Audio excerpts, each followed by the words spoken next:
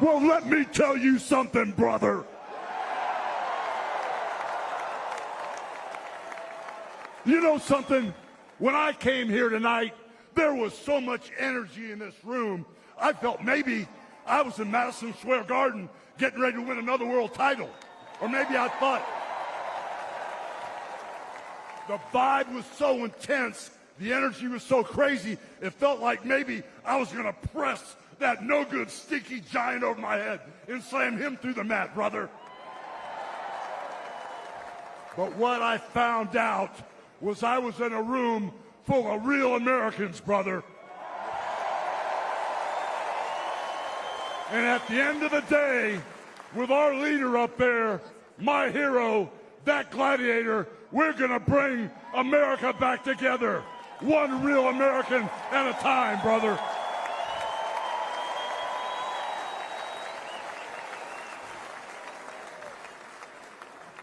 You know something? I've seen some great tag teams in my time. Hulk Hogan and, ooh, yeah, the Macho Man Randy Savage. But you know something? I see the greatest tag team of my life standing upon us, getting ready to straighten this country out for all the real Americans.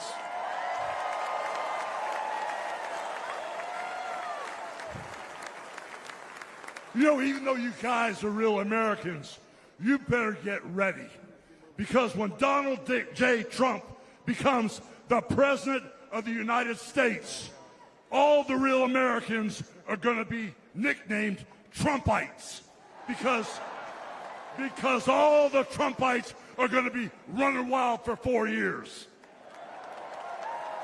So with the power of Donald J. Trump and all the Trumpites running wild, America is going to get back on track. And like Donald J. Trump said, America is going to be great again.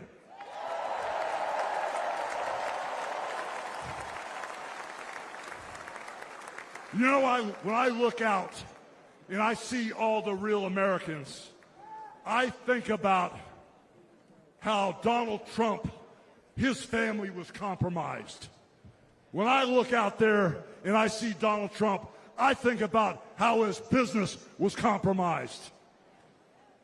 But what happened last week when they took a shot at my hero and they tried to kill the next President of the United States? Enough was enough. And I said, let Trumpomania run wild, brother. Let Trumpomania rule again. Let Trumpomania make America great again.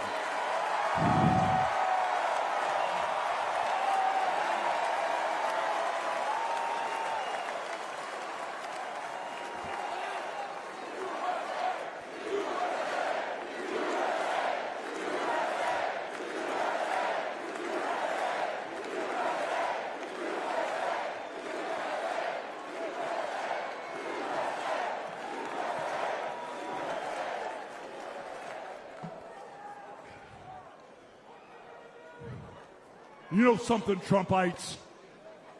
I didn't come here as Hulk Hogan, but I just had to give you a little taste. You know, my name is Terry Bollea. And as an entertainer, I love you too. And as an entertainer, I tried to stay out of politics.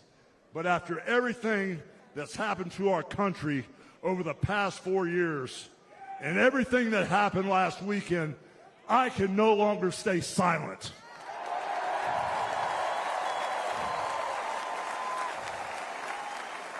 I'm here tonight because I want the world to know that Donald Trump is a real American hero. And I'm proud to support my hero as the next President of this United States.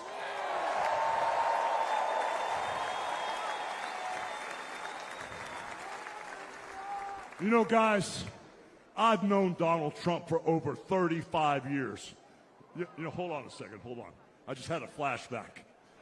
I just had a flashback, man. This is really tripping. You know, the last time I was up on stage, Donald Trump was sitting at ringside at the Trump Plaza. I was bleeding like a pig, and I won the world title right in front of Donald J. Trump. And you know something? He's going to win in November, and we're all going to be champions again when he wins.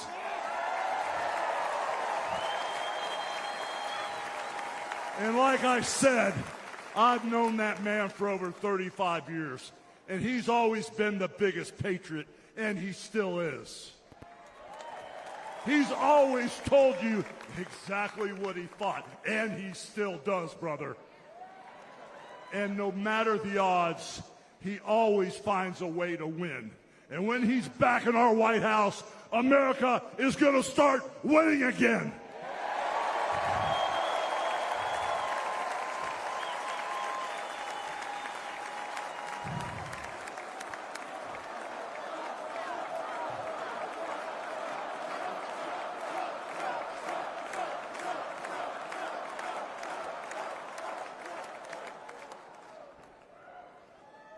You know, guys, over my career, I've been in the ring with some of the biggest, some of the baddest dudes on the planet. And I've squared off against warriors, ooh yeah, savages. And I've even, like I said, body slammed giants in the middle of the ring. And I know tough guys. But let me tell you something, brother. Donald Trump is the toughest of them all.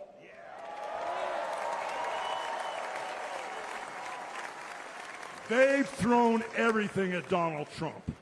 All the investigations, the impeachments, the court cases, and he's still standing and kicking their butts.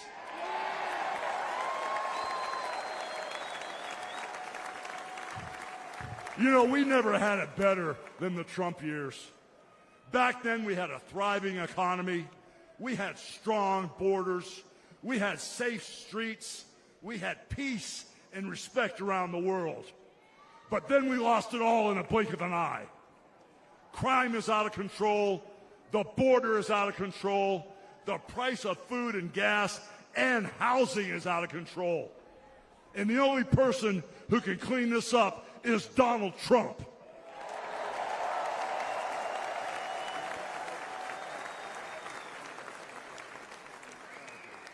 You know, guys, I really, really love this country. And I've lived the American dream. And I want my kids, your kids, and all those little teeny Hulkamaniacs out there to live the American dream too.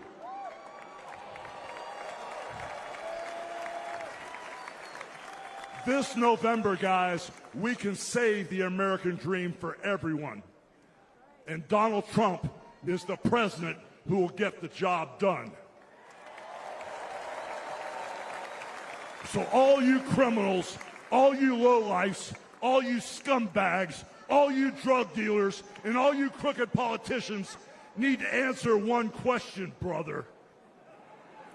What you gonna do when Donald Trump and all the Trumpomaniacs run wild on you, brother? God bless you, and thank you.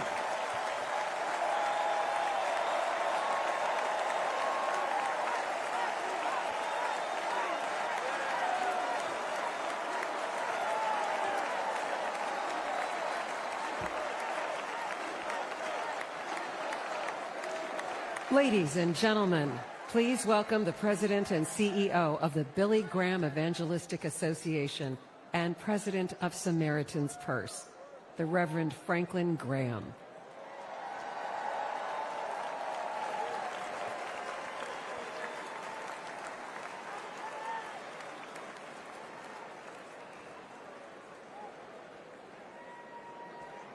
Good evening.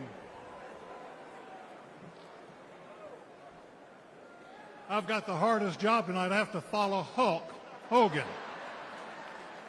But I stand here tonight as a private citizen who loves this country. I've been asked to say a few words and then to pray, and we're going to do that. Last Saturday, in Butler, Pennsylvania, President Trump had a near-death experience, no question. But God spared his life.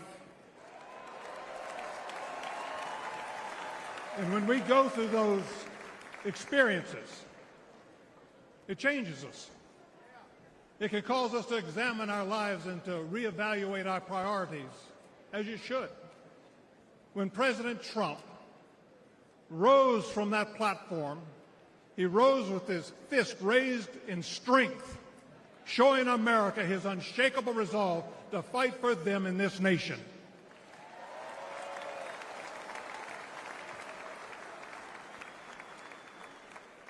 I cannot explain why God would save one life and allow another one to be taken.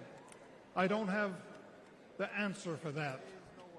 But one thing I do know is that God loves us, and he wants us to be with him in heaven one day. And that's through faith in his Son, Jesus Christ. You see, the Bible says that God so loved the world that he gave his only begotten Son, that whosoever believeth in him shouldn't perish but should have everlasting life. For as long as I've known President Trump, I've found him to be a man of his word. Things that he said he'll do, he did. When he told me and our country in 2016 that he was going to appoint conservative justices, guess what? He did. In 2016, he said he would defend religious liberty, and guess what? He did. In 2019, I was with him at the United Nations when the first president of history of this country stood there to advocate for religious liberty worldwide.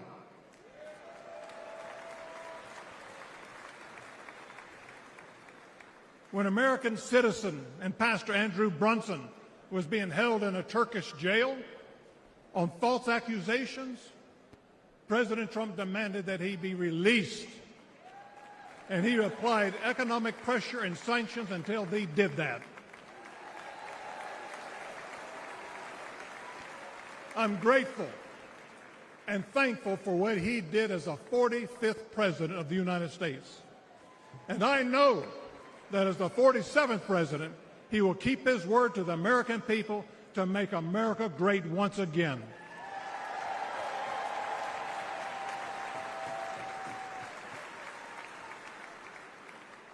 It's an honor for me to be asked to pray for Donald Trump this evening. And so what I'd like to do, I'd like us to pray, but I'd like us all to stand as we call upon the name of the God of heaven.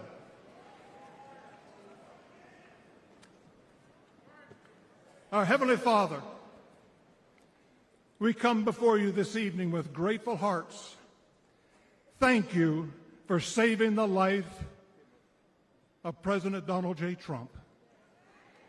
In his own words, it was you and you alone who saved him.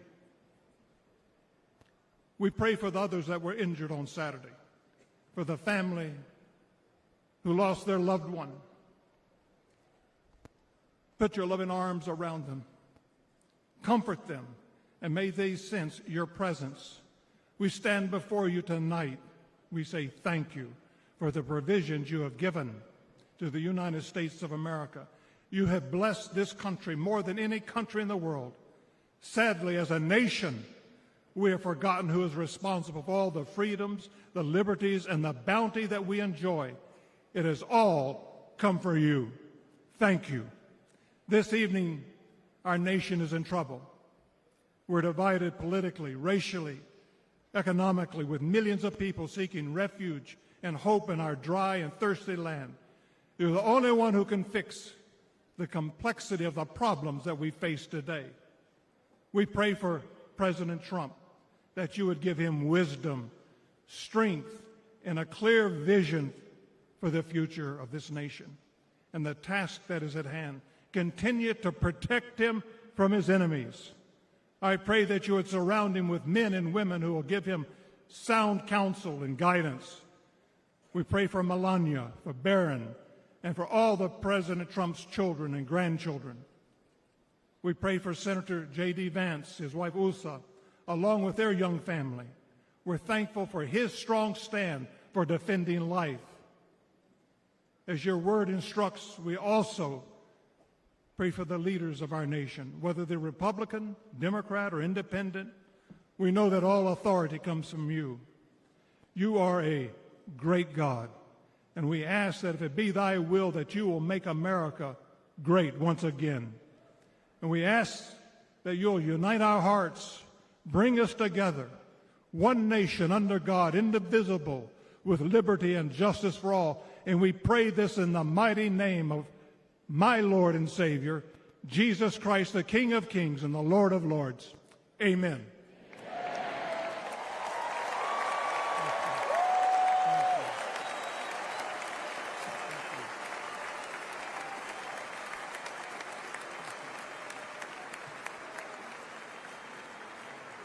Ladies and gentlemen, please welcome businessman and Executive Vice President of the Trump Organization, Eric Trump.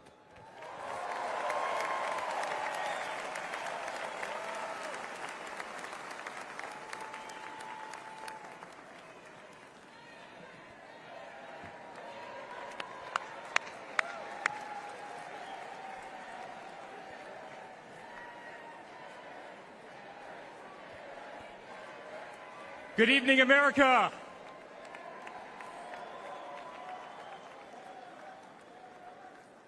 Eight years ago, my father sat our family down. He spoke of a nation in decline, of dreams slipping away, of a future endangered by failed leadership and broken promises. It was in that moment I knew my father had made a decision that would forever change our lives. We realized he had chosen to step into the arena, to fight for the soul of America. He had decided to leave behind the comforts of an unbelievable business empire, to leave behind everything he had ever built, to answer the call to serve our nation.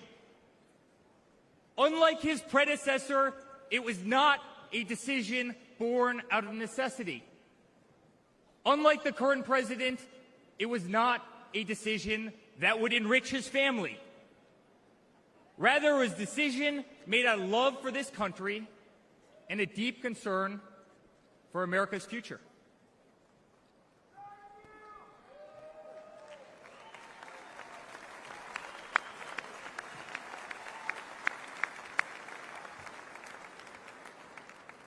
My father was clear it would not be easy, that there would be a huge price to pay, and that the attacks would be vicious. Looking back, that was an understatement. The made-up Russia hoax, the sham impeachments, the efforts to destroy an unbelievable company, a company that I run today, the efforts to cancel us, to silence him, to gag his free speech, and to drag him through every radical left courthouse in America, to take his life. Yet through it all, he's shown unwavering courage and determination, not just in public, but in every private conversation with me and our family.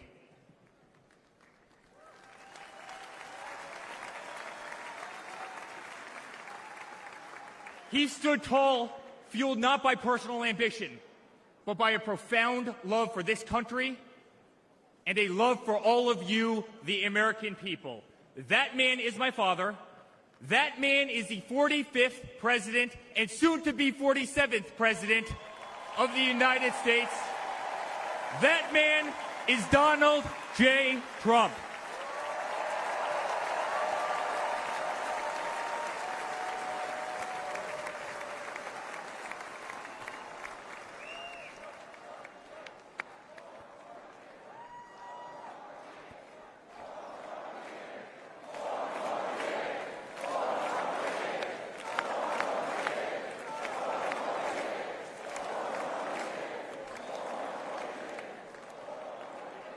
Each time I've stood on this stage, America has been at a dire crossroads.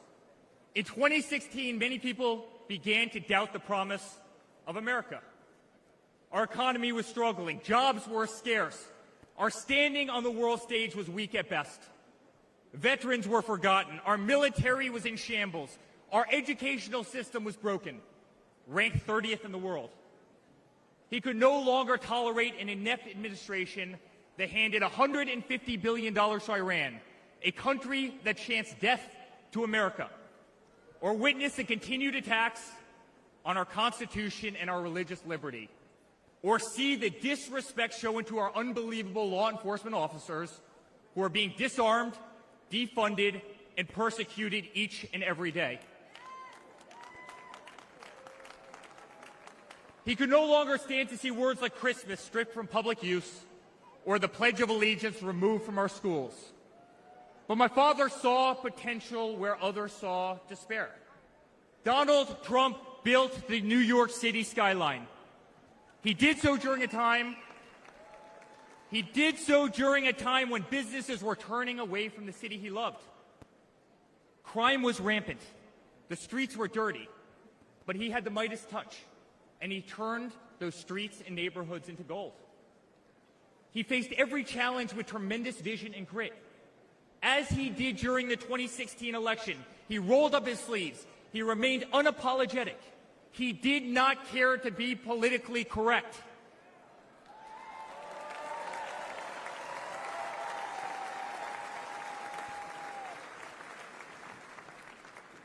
He restored hope. He restored a voice to millions of Americans who had been ignored.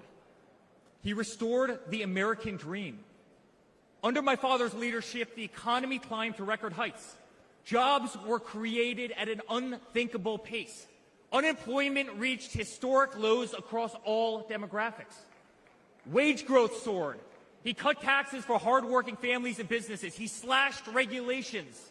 We saw the greatest 401k increase in American history.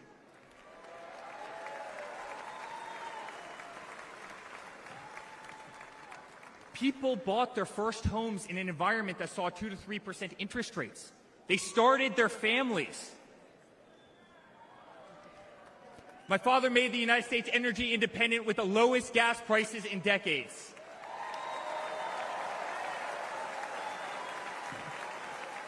My father made the United States safe. Our borders were closed. There was peace in the Middle East. Soleimani, al-Baghdadi, the terrorists were dead.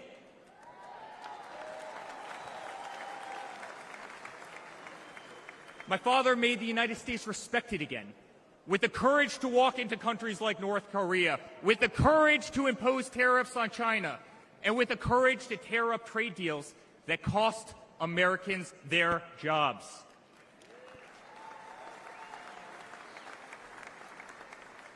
He brought manufacturing back to America. Small businesses flourished. He did what he promised. He put America first. We were winning. Donald Trump made America great again.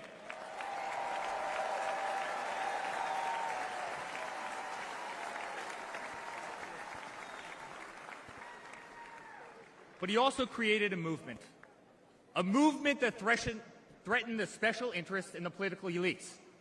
A movement that cast a bright light on the institutions weaponized against the American people. You see it in our schools. God bless the moms who fought back.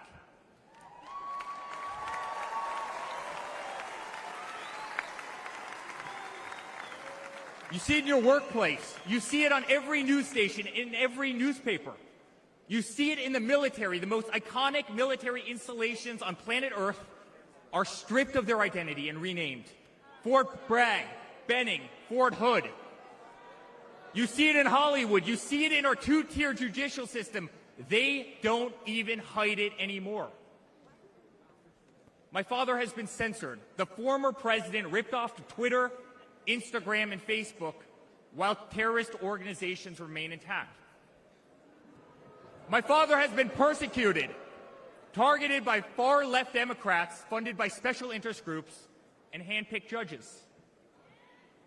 My father has been pulled off the ballots of states, radical justices attempting to defy the will of millions of Americans who adore who he is and what he stands for. My father even became the target of an assassin who almost killed America's single greatest hope for our future. The swamp is terrified of this incredible movement. They're terrified of it. They're terrified of you and the tens of millions of people watching us on TV right now. They've tried everything to keep him from you, everything, to destroy his legacy, to destroy his family. They have failed, and they will not win.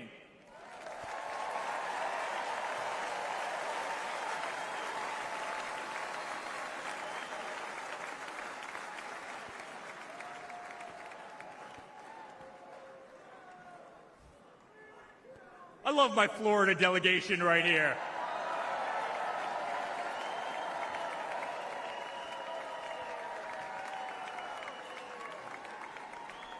Thank you.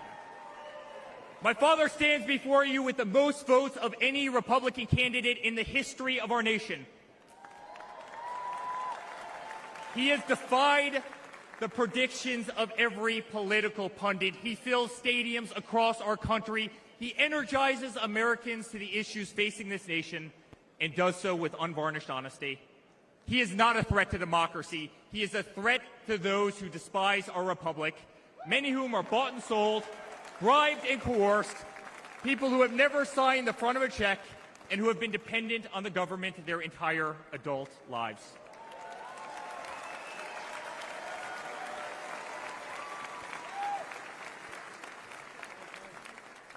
Today, as it was in 2016, America's at that crossroads again. Energy prices are soaring. Interest rates are crippling. Everything is unaffordable. The U.S. dollar has been diminished. Inflation has made it impossible for Americans to live, to save for their future. Our infrastructure is crumbling. Our border is out of control. Millions are dead and displaced in Russia and Ukraine, a war that has no end and a war that we are funding. The Middle East has become a hornet's nest. Our greatest ally, Israel, totally under siege. Fentanyl is killing our youth and destroying families, while the current administration stands idly by, hoping their inaction will import illegal votes. Crime terrorizes our cities and our suburbs as far-left policies handcuff police. Male athletes, guys my height, 6'5", are swimming in women's sports.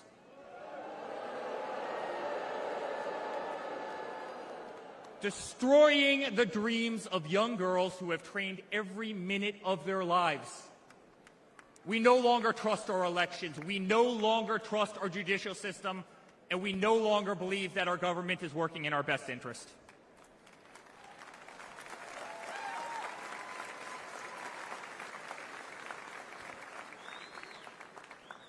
In spite of where we are today as a nation, I'd like to speak to every American.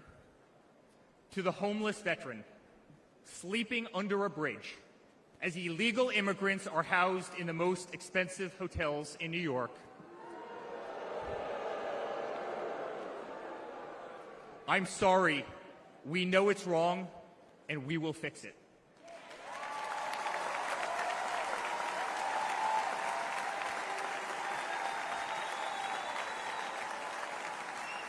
To the single mother who can no longer afford her rent, afford groceries, and has been forced to work 3 jobs, I'm sorry. It does not have to be this way. To the parents who lost a son or daughter to fentanyl, including the incredible woman that spoke the other night, while an administration does absolutely nothing, I'm sorry. Your government can do so much better, and it will.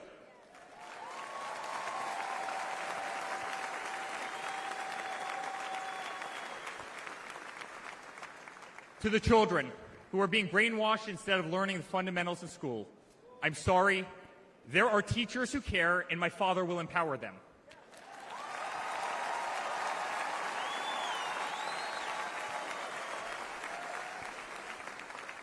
To the law enforcement officers, our brave Border Patrol, Secret Service agents who work every single day to protect our communities, knowing damn well that the system will throw you under the bus, I'm sorry. We will stand behind you.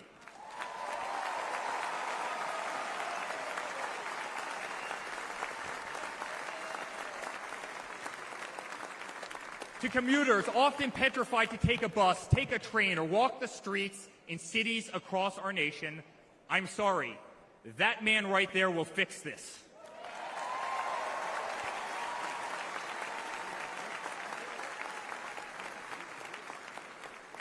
To the construction workers, to the middle-class families, to the families with children with disabilities, families who can no longer afford medical benefits or to take a vacation, I'm sorry. We will make America great again.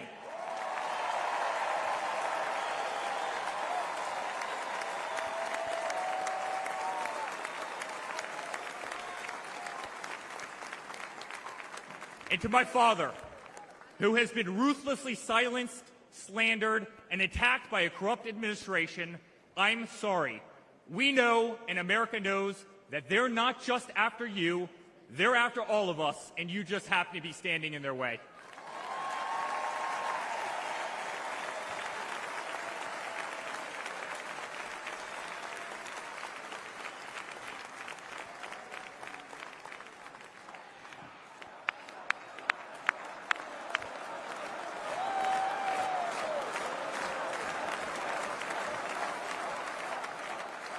To all Americans watching tonight, the greatest retribution will be our success. Success not just for ourselves, but for our grandchildren and our children. Under President Donald J. Trump, the swamp will be drained. America will be respected. Our cities will be safe. Our streets will be clean. And our border will once again be secure.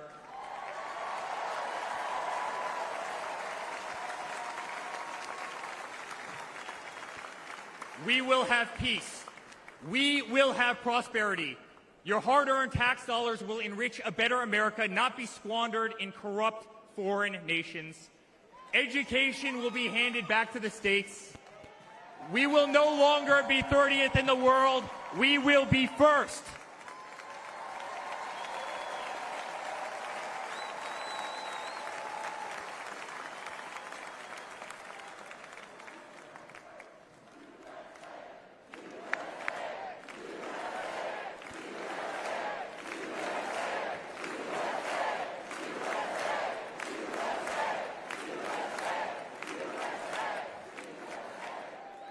Our children will understand family, our children will have values, and our children will love God.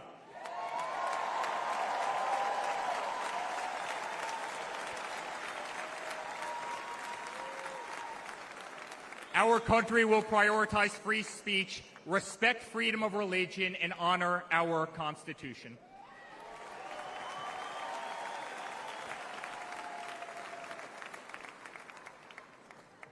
As his son, I've never been more proud of a person in my life. A man who has defied all odds more than once. A man who believed in the promise of America when others turned away. A man who saw a nation in need of a champion and answered that call with unwavering determination and courage. A man who survived a bullet that was intended to eliminate him permanently from our future and from our family. Never have I been more proud to be a Trump.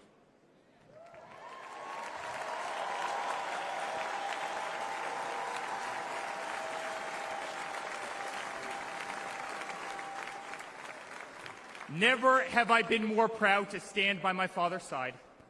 I remain incredibly honored to be part of this journey, a journey with all of you, a journey to save the greatest country on earth, a journey with the most incredible people I have ever met. Dad, 5 days ago, Laura, Luke, Carolina, and I held our breath as we saw blood pour across your face.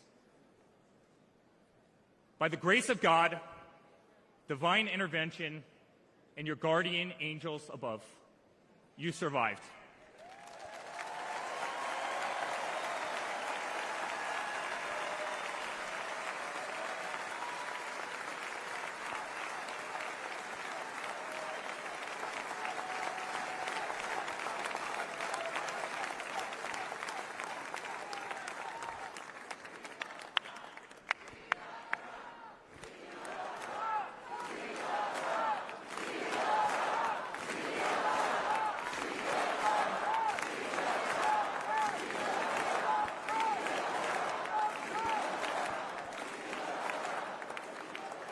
You are the greatest fighter I have ever seen.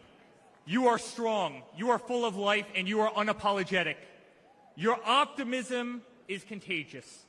Your backbone is unbreakable. Your conviction to fight for what is right and against all that is wrong is truly next level.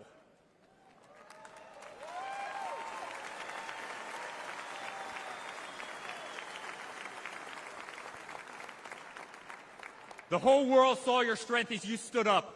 You wiped the blood off your face, and you put your fist in the air in a moment that will be remembered as one of the most courageous acts in the history of American politics. You shouted, "Fight! Fight! Fight!"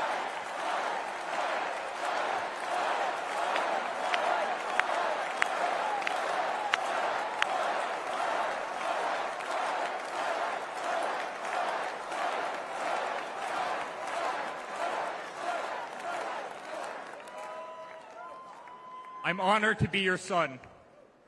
I'm honored to speak to our great nation tonight. You are a true leader. You epitomize strength. Our country loves you. Our country appreciates you. Our country misses you.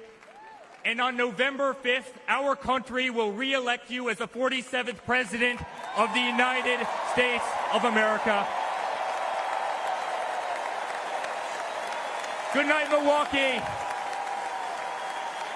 God bless you all.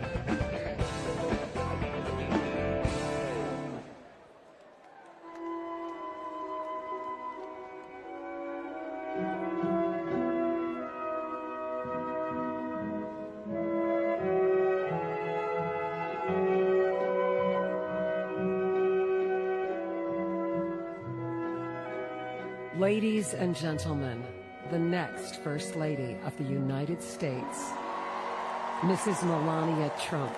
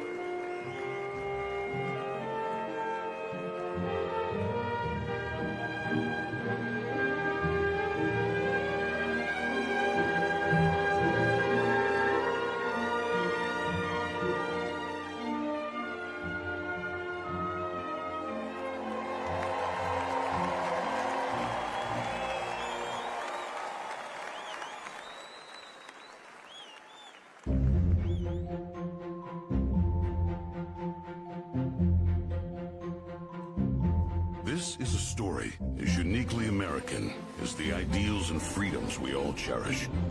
A story of a life dedicated to dreaming big. A story about giving back to the people in his beloved city. But most of all, this is a story about putting his country first. And it's a story best told in pictures. Young and confident, Donald Trump wasn't afraid to think big and build even bigger. And he left his mark on the New York skyline that greeted visitors from around the world. But he wasn't just an American entrepreneur. He became a folk hero. Celebrities and sports stars wanted to be seen with him. Politicians sought his approval. And New Yorkers just loved him. And he loved them back. And he gave back. Just one example, saving the Woolman skating rink. The Woolman skating rink in Central Park is open again.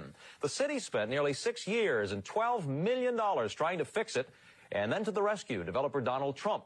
As Tracy Egan tells us now, he accomplished in 3.5 months what the city couldn't do in 6 years. Donald, you performed a great public service. There was no denying that Donald Trump was the toast of the town. But he was also something even more important, a patriotic American. And like many others, he was becoming increasingly troubled by the direction of our country. Because I really am tired of seeing what's happening with this country, how we're really making other people live like kings, and we're not. You've said, though, that if you did run for president, you believe you'd win. Well, I don't know. I think I'd win. I tell you what, I wouldn't go in to lose. I've never gone in to lose in my life. And if I did decide to do it, I think I'd be inclined. I would say that I would have a hell of a chance of winning, because I think people, I don't know how your audience feels, but I think people are tired of seeing the United States ripped off. But who would ever run for president and leave such a glamorous life? Appearances in movies, best-selling books, a widely popular TV show. But for Donald J. Trump, the calling to save his country was even stronger. The mission, more important. The number of Americans being left behind, too large. And so, in Donald Trump fashion, he announced he was running for president, in it to win. And he did.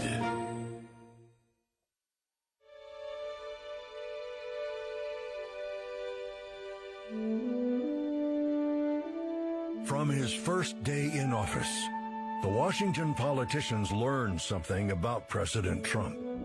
He's not afraid to fight for what he believes in. They call that having the courage of your convictions.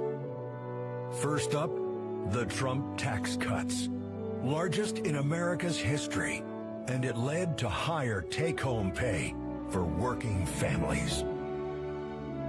Unfortunately, today, taxes are up and incomes down. The politicians just never learn. Next for President Trump, secure our border. Check. Miles and miles of wall built. ISIS and other terrorists deterred. But now, we have the Barney Fife of border security, leading to 250,000 Americans dead from fentanyl coming in.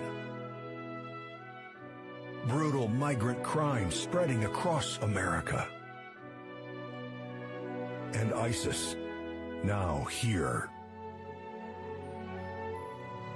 President Trump promised he'd keep America out of endless wars. Welcome words to the families of our young men and women who serve. And another promise kept. He started by strengthening our military, then traveled the world, meeting with our allies, and even with our main adversaries, just so they understood that America's strength and resolve was back. Because that's what a strong commander-in-chief does. And it led to a stable world at peace and our troops safe. Today, a different story. Our enemies smelled weakness, then set the world on fire. Putin saw it, then invaded Ukraine. Hamas saw it, then started a war in the Middle East.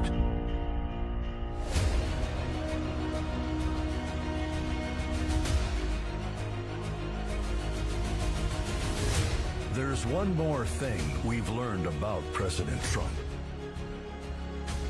He believes so strongly in America, so optimistic for our possibilities, and so committed to fighting to once again make our country great, that there is nothing that is going to stop him.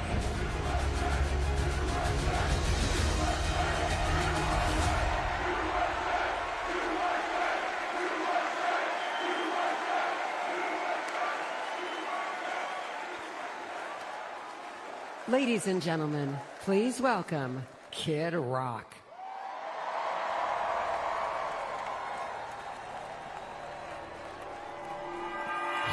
What up, America? If you're ready for President Trump to take the stage, I need everybody to stand up. I need everybody to put a fist up in the air.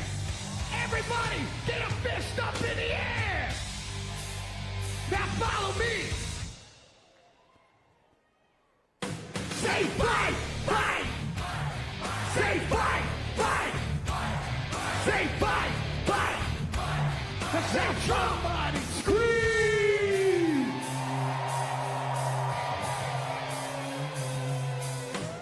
The devil without a cause. I'm back with the beaver hats and Ben Davis flags. 30-pack of stroll, straight rock and roll. No Rogaine in the propane flow. The chosen one, I'm the living proof. With the gift to gab from the city of truth. You know I jab, stab, and knock critics back. And I did not start a win. I said that I'm going platinum, selling rhymes. I went platinum 7 times. Still they ill and wanna see us fry. I guess because only God knows why. Why? Oh, they call me cowboy. I'm the singer of black. Throw a fist in the air. Let me see where you at. Say fight, fight. Say fight, fight. Say fight, fight. Say Trump, Trump.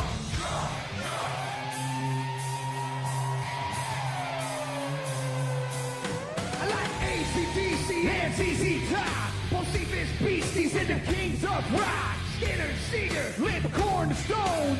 David Attico and the no-show Jones. Yeah, pass that bottle around. Got the rock from Detroit, the soul from Motown. The underground, straight Detroit pimp. With tracks to Mac and slap back to back. Never gain no pay, I don't play with ass. Well, watch me rock with Liberace flash. Punk rock the Clash, boy bands are trash. I like Johnny Cash and Grandmaster Flash. Flash, flash, flash.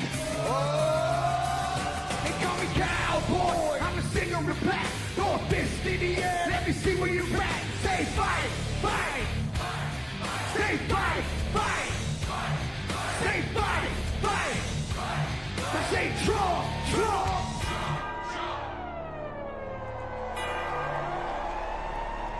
I'm an American badass. Watch me kick. You can roll with rock or you can. I'm the ultimate. I'm like Amazing Grace. I'm on rock and roll. Like a rock this place. All super fly. Living double wide. Psychon fly. The big John can ride. They'll sack the share. Bring it flash to flare. Got the long hair swinging middle finger in the air. Skin boots, 65 Chevelle. See me ride and sin and hit a rebel yell. I won't live to tell. So if you do, rock for freedom and rock for truth. Who knew I'd blow like Oklahoma, Florida, Georgia, Arizona. Smell the aroma and check my hits. I know it stinks in here, cause Trump's the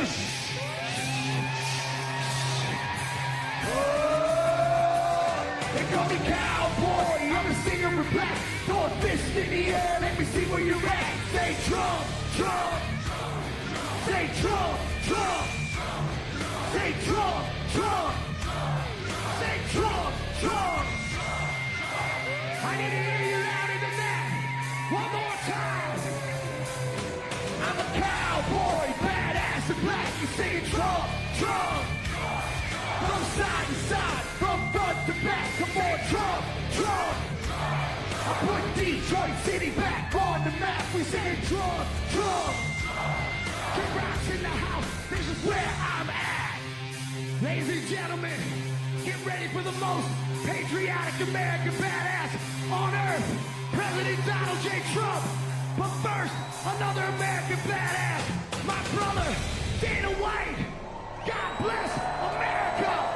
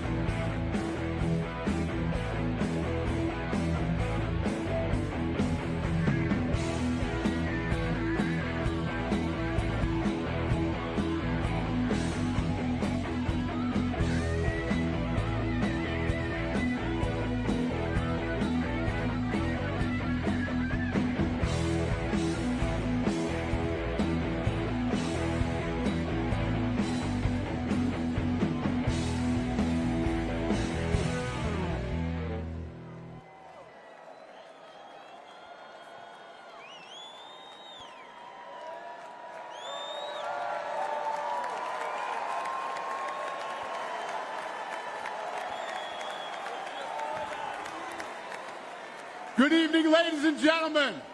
I am Dana White. I am the CEO and President of the Ultimate Fighting Championship. So 2 weeks ago, I got a call from President Trump asking me if I'd be willing to speak tonight. As usual, there was no pressure, no demands. He asked me as a friend, and of course I said yes. Then, after I accepted his offer, he sent me a text message, and I just want to read to you a little piece of what President Trump wrote to me. Dana, I'm so honored that you will be doing the introduction at the National Republican Convention. Think of it as the biggest fight you ever had, a fight for our country and even the world. I only wish you didn't have to interrupt your family trip, but I hope they understand they love you and they know how important this is. Now think about this. This man's running for president of the United States. He's fighting for the future of this country, and he's concerned about interrupting my family trip. That's the President Trump that I know. A man who truly cares about people. The mainstream media likes to push the narrative that he doesn't care about anyone but himself. I absolutely know that's not the truth because I've been friends with this guy for 25 years. And for the people who know me, they'll know this is true. I just want to make something very clear. Nobody in the Trump campaign has ever told me what to say. Nobody tells me what to say, and I'm nobody's puppet.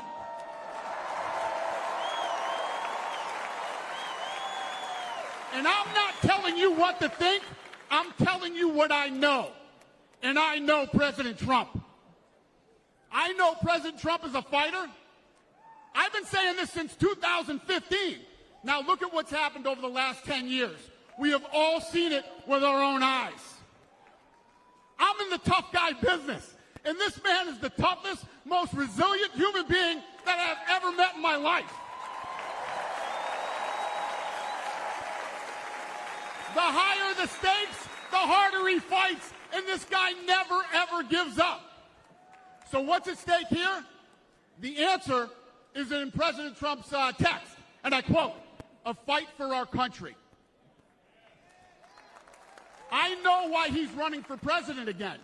Why else would he put himself through everything he's dealt with just to get back here? We all know he doesn't need this. This guy's got a great life. He has a beautiful family, and he has achieved everything that you could possibly achieve in life. I know President Trump is literally putting his life on the line for something bigger than himself, and he's willing to risk it all because he loves this country.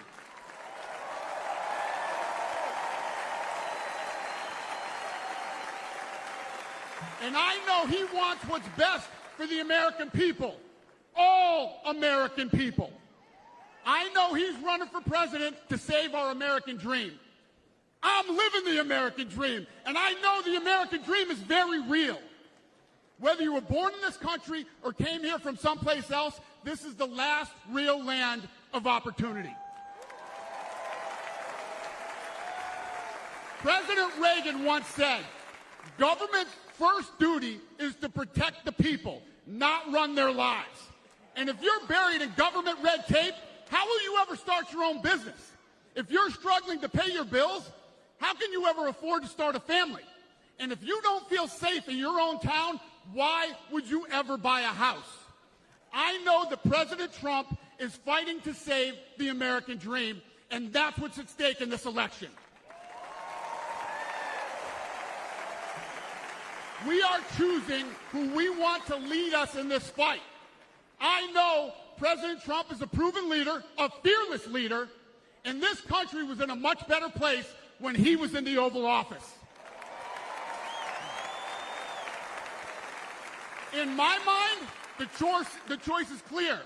But this election, we all get to choose. I know I'm going to choose strength and security. I know I'm going to choose opportunity and prosperity.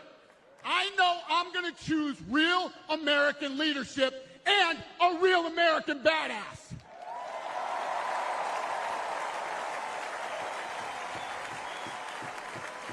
And I'm not telling you what choice to make, and I'm not telling you what to think.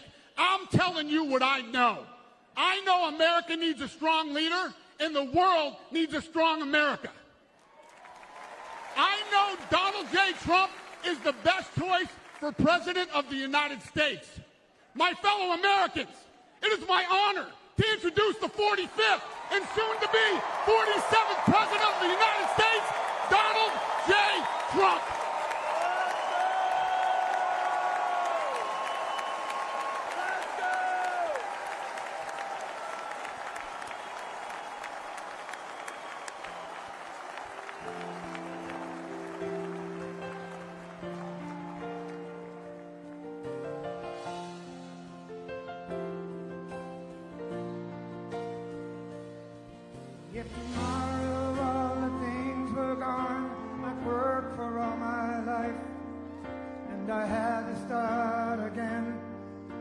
miss my children and my wife. Thank my lucky stars to be living here today. 'Cause our flag still stands for freedom, and they can't take that away.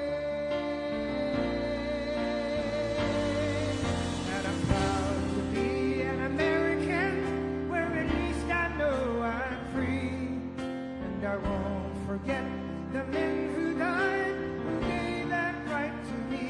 And I gladly stand up next to you and defend her still today.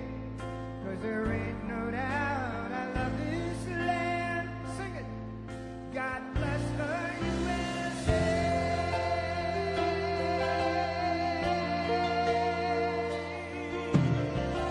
Yeah. From the lakes of Minnesota to the hills of Tennessee, across the plains of Texas, from sea to shining sea, from Detroit to Houston, and New York to LA. There's pride in every American heart, and it's time we stand and say that I'm proud to be an American, where at least I know I'm free. And I won't forget the men who died, who gave that right to me. And I gladly stand up next to you and defend her still today. 'Cause there ain't no doubt I love this land. God bless the USA.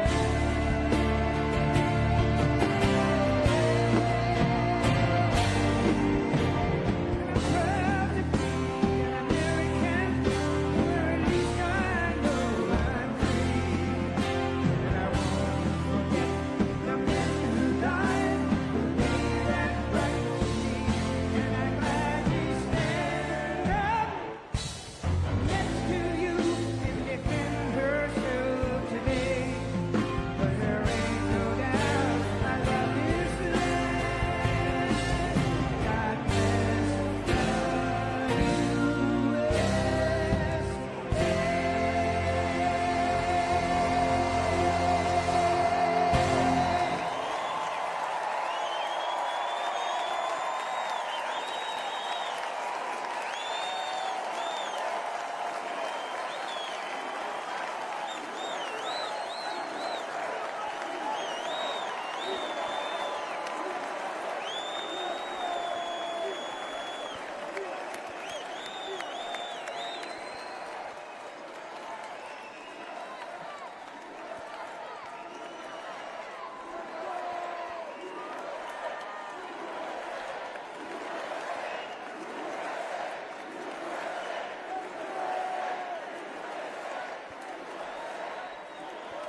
Thank you very much. Thank you very, very much. Wow. And thank you, Dana. Thank you, Kid Rock, sometimes referred to as Bob. And thank you, Lee, right from the beginning. Thank you very much. What a talent. What a beautiful, beautiful song. Thank you.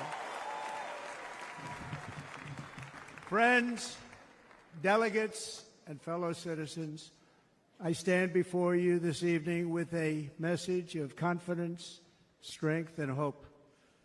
4 months from now, we will have an incredible victory, and we will begin the 4 greatest years in the history of our country.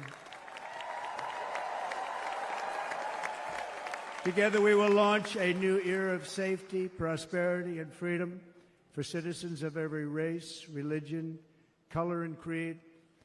The discord and division in our society must be healed. We must heal it quickly. As Americans, we are bound together by a single fate and a shared destiny. We rise together or we fall apart.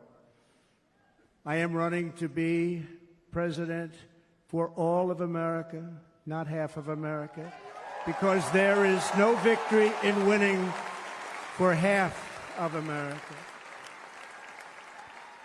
So tonight, with faith and devotion, I proudly accept your nomination for President of the United States. Thank you.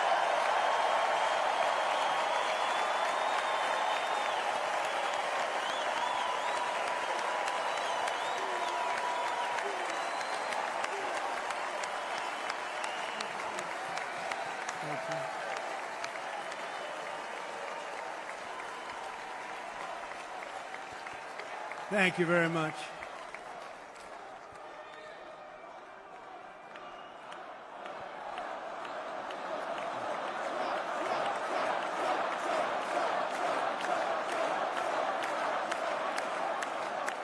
Thank you very much.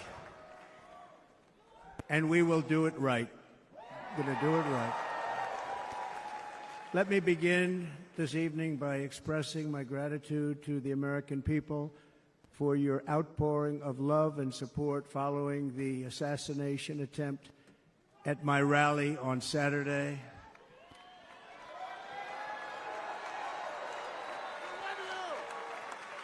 As you already know, the assassin's bullet came within a quarter of an inch of taking my life.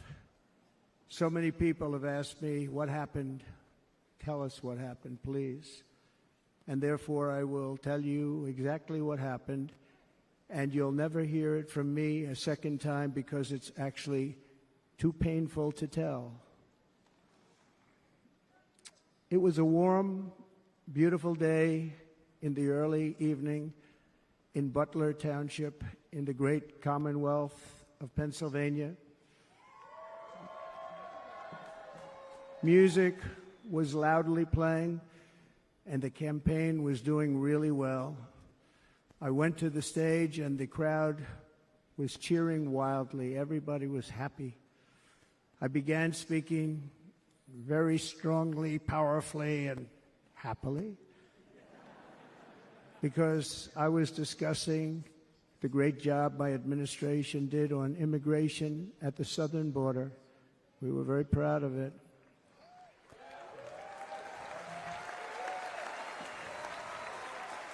Behind me and to the right was a large screen that was displaying a chart of border crossings under my leadership.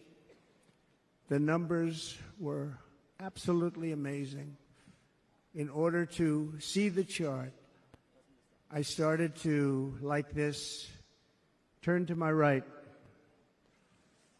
and was ready to begin a little bit further turn, which I'm very lucky I didn't do, when I heard a loud whizzing sound and felt something hit me really, really hard on my right ear.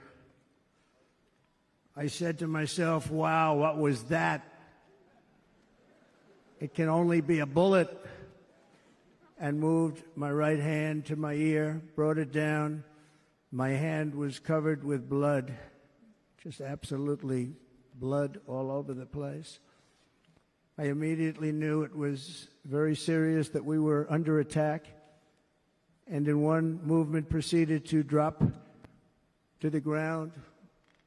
Bullets were continuing to fly as very brave Secret Service agents rushed to the stage, and they really did. They rushed to the stage.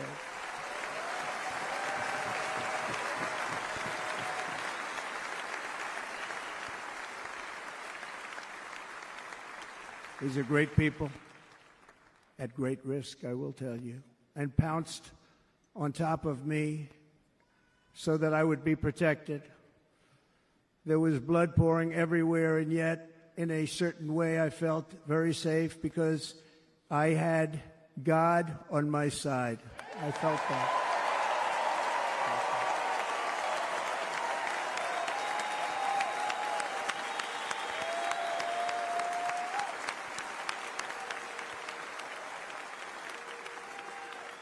The amazing thing is that prior to the shot, if I had not moved my head at that very last instant, the assassin's bullet would have perfectly hit its mark. and I would not be here tonight. We would not be together. The most incredible aspect of what took place on that terrible evening in the fading sun was actually seen later. In almost all cases, as you probably know, and when even a single bullet is fired, just a single bullet, and we had many bullets that were being fired, crowds run for the exits or stampede, but not in this case. It's very unusual.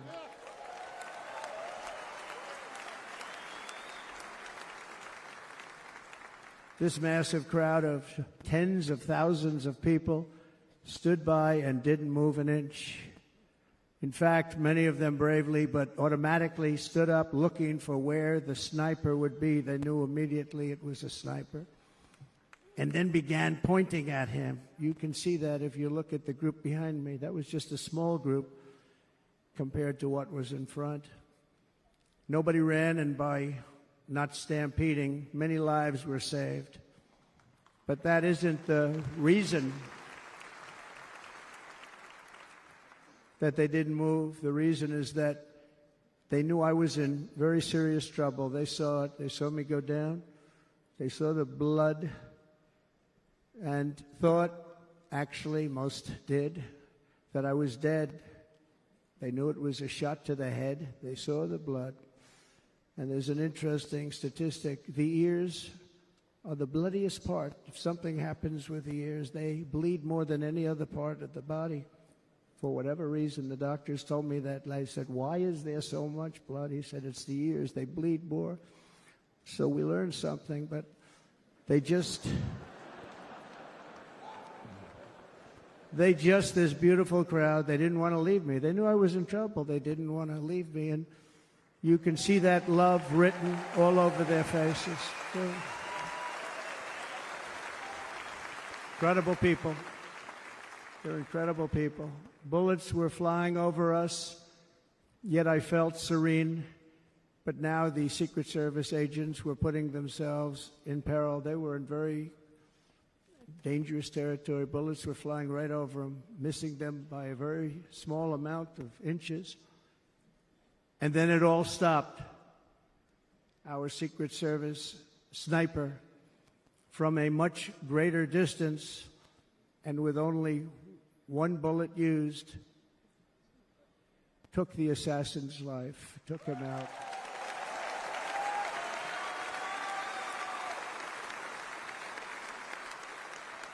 I'm not supposed to be here tonight.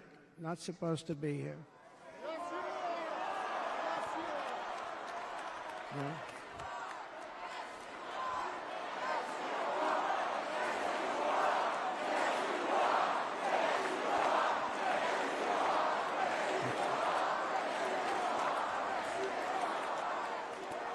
Thank you.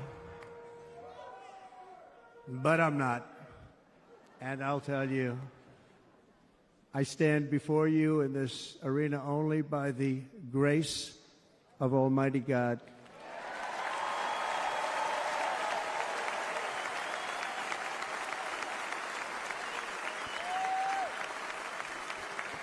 In watching the reports over the last few days, many people say it was a providential moment.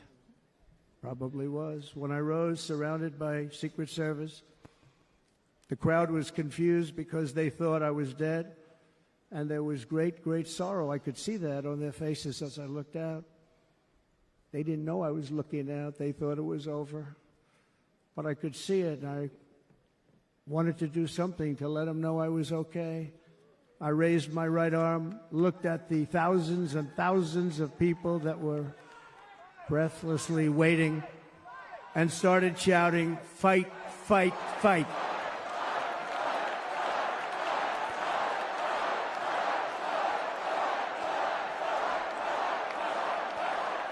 Thank you. Once my clenched fist went up, and it was high into the air. You've all seen that. The crowd realized I was okay and roared with pride for our country like no crowd I have ever heard before. Never heard anything like it. For the rest of my life, I will be grateful for the love shown by that giant audience of patriots that stood bravely on that fateful evening in Pennsylvania. Tragically, the shooter claimed the life of one of our fellow Americans, Corey, comparator, unbelievable person, everybody tells me. Unbelievable. And seriously wounded. Two other great warriors, spoke to them today, David Dutch and James Copenhaver. Two great people. I also spoke to all three families of these tremendous people. Our love and prayers are with them and always will be. We're never going to forget them. They came for a great rally. They were serious Trumpsters, I want to tell you. They were serious Trumpsters and still are. But Corey, unfortunately, we have to use the past tense. He was incredible. He was a highly respected former fire chief, respected by everybody. Was accompanied by his wife, Helen, incredible woman. I spoke to her today, devastated, and two precious daughters. He lost his life selflessly acting as a human shield to protect them from flying bullets. He went right over the top of them and was hit. What a fine man he was.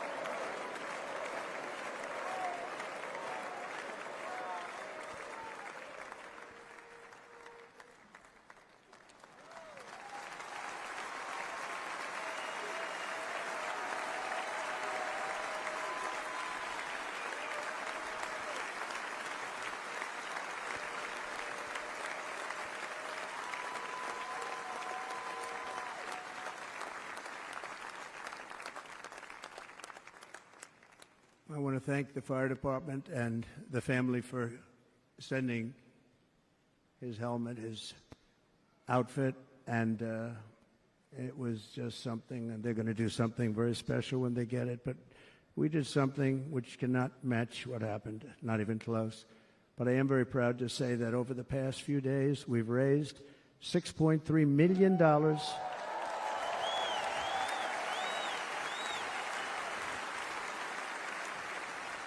for the families of David, James, and Corey, including from a friend of mine just called up. He sent me a check right here. I just got it. $1 million from Dan Newland. Thank you, Dan. And again, when speaking to the family, I told them, I said, well, I'm going to be sending you a lot of money, but it can't compensate. They all said the same thing. You're right, sir. We appreciate so much what you're doing, but nothing can take the place in the case of Corey. And the other two, by the way, they were very, very seriously injured, but now they're doing very well. They're going to be okay. They're going to be doing very well.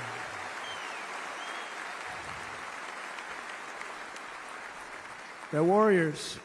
So now I ask that we observe a moment of silence in honor of our friend Corey.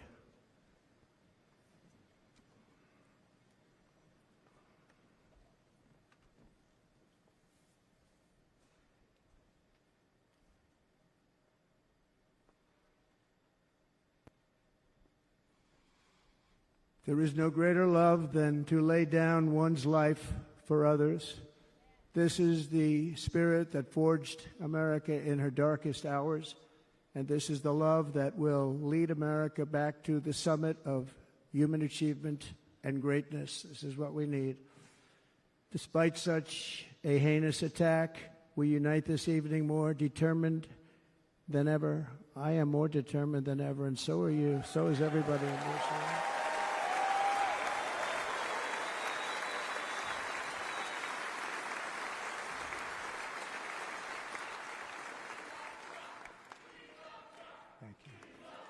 Thank you very much.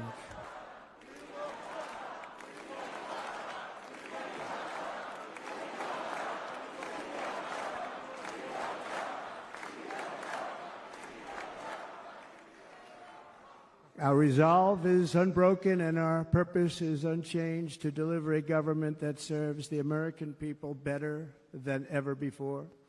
Nothing will stop me in this mission because our vision is righteous and our cause is pure.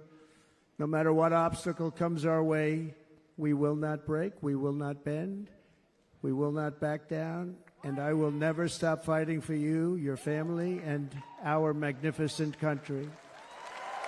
Never.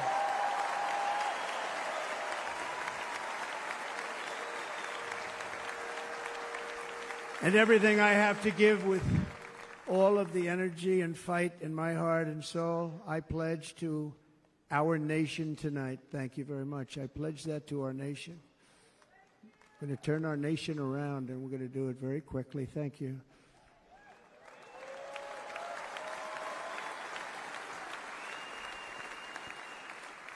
This election should be about the issues facing our country and how to make America successful, safe, free, and great again.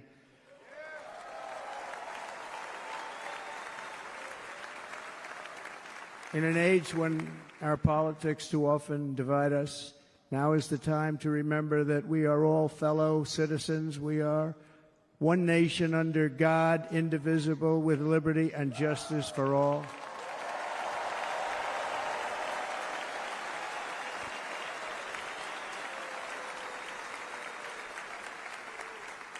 And we must not criminalize dissent or demonize political disagreement, which is what's been happening in our country lately at a level that nobody has ever seen before. In that spirit, the Democrat Party should immediately stop weaponizing the justice system and labeling their political opponent as an enemy of democracy. Especially since that is not true. In fact, I am the one saving democracy for the people of our country.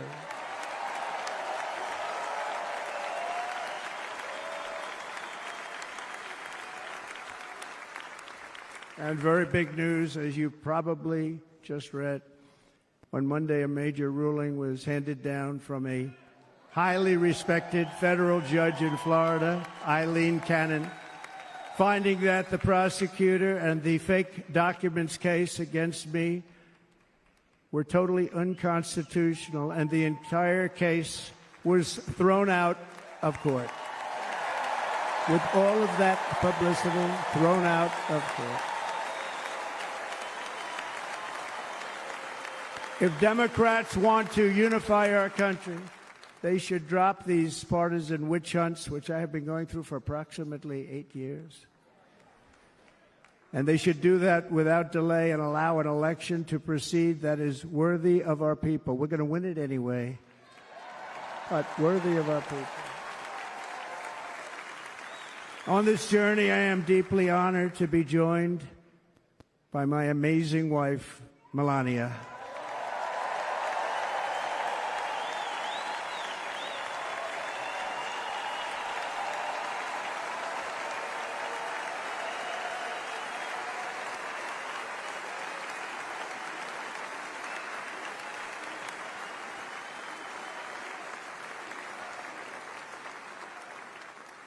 And Melania, thank you very much. You also did something really beautiful, a letter to America calling for national unity, and it really took the Republican Party by surprise. I will tell you, it was beautiful.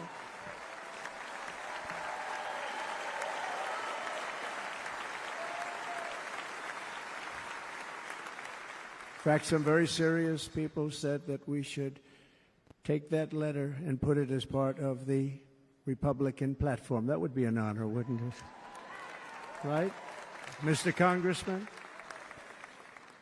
But it captivated so many, so I also want to thank my entire family for being here. Don, Kimberly, Ivanka and Jared, Eric and Lara, Tiffany and Michael, Barron. We love our Barron.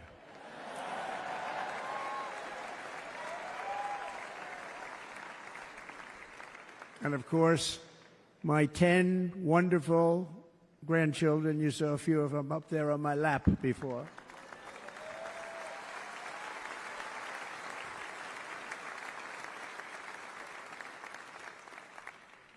And how good was Dana? Was Dana good? I mean, was he good? He was on probably the only vacation he's had in about, maybe ever, because he works, but about 10 years with his wife, very far away. I won't tell you where, but very, very far away, beautiful place. And my people called, and he said, I won't be able to do it. This is many, many years. I promised my wife I can't do it. And they came in, they said, Dana won't be able to do it because he was my first, second, and third choice. I said, well, that's too bad, but I understand he's away, and it's good. It's good for him. And that was it. About 30 minutes later, she came back in, sir, Dana just called. He's going to do it. And his wife, she said, you can't turn him down. You just can't do it. You have to go. That's a good wife.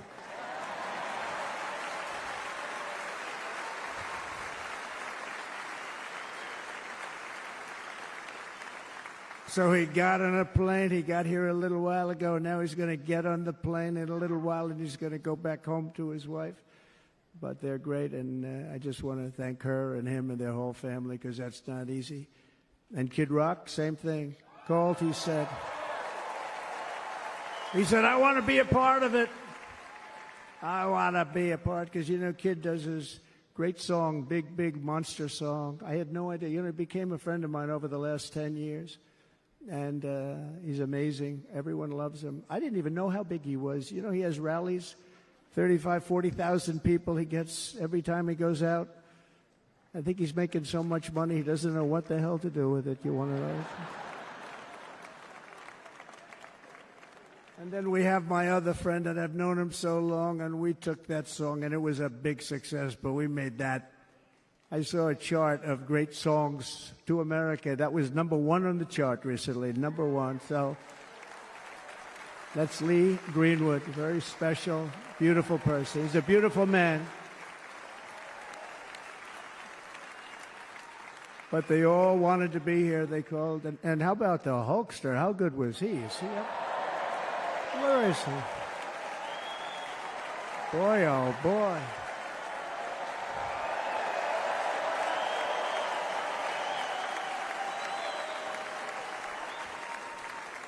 They may call that entertainment. I know about entertainment, but when he used to lift a 350-pound man over his shoulders and then bench press him 2 rows into the audience, I say maybe entertainment, but he is one strong son of a gun. I will tell you, I watched it many times.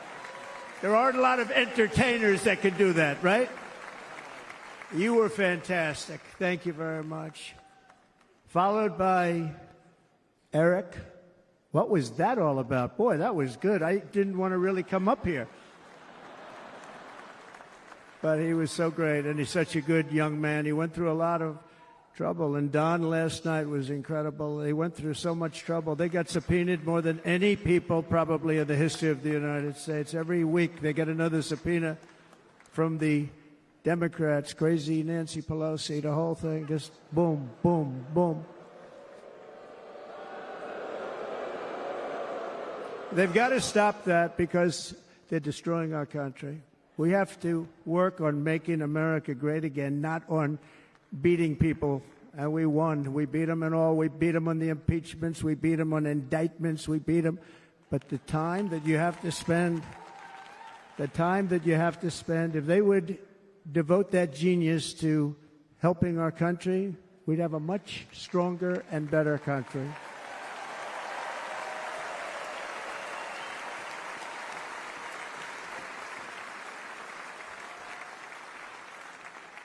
And Jason, the biggest star in country music. Jason, thank you for being here. Jason, thank you very much. Jason Aldean, he's good. I like his wife even better, by the way. She's here. Thank you, Jason. But I'm thrilled to have a new friend and partner fighting by my side.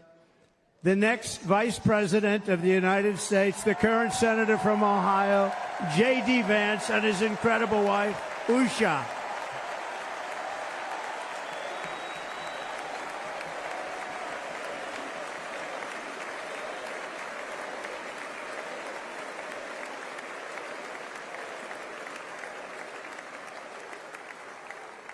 He's going to be a great vice president. He's going to be great. He'll be with this country and with this movement, greatest movement in the history of our country, Make America Great Again. When they criticize it, they say, we're going to try and stop MAGA. I said, MAGA is Make America Great Again. What are you going to stop? There's nothing to stop. Then they say, oh, that's right. It's very tough to fight it. And all of the people that did try and fight it have failed. But he's going to be with us for a long time, and it was an honor to select him. Great student at Yale. His wife was a great student at Yale. They met at Yale. These are two smart people. So, J.D., you're going to be doing this for a long time. Enjoy the ride.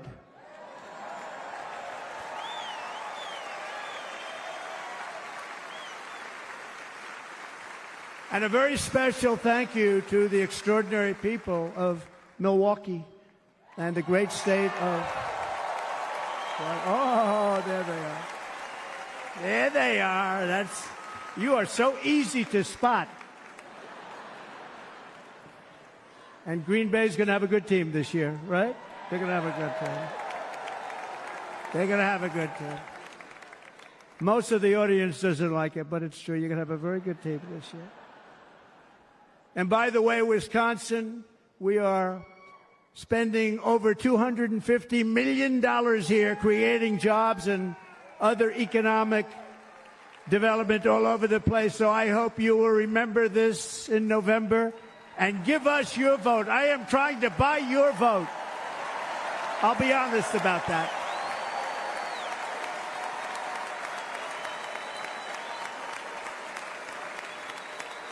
And I promise we will make Wisconsin great again. We're going to make it.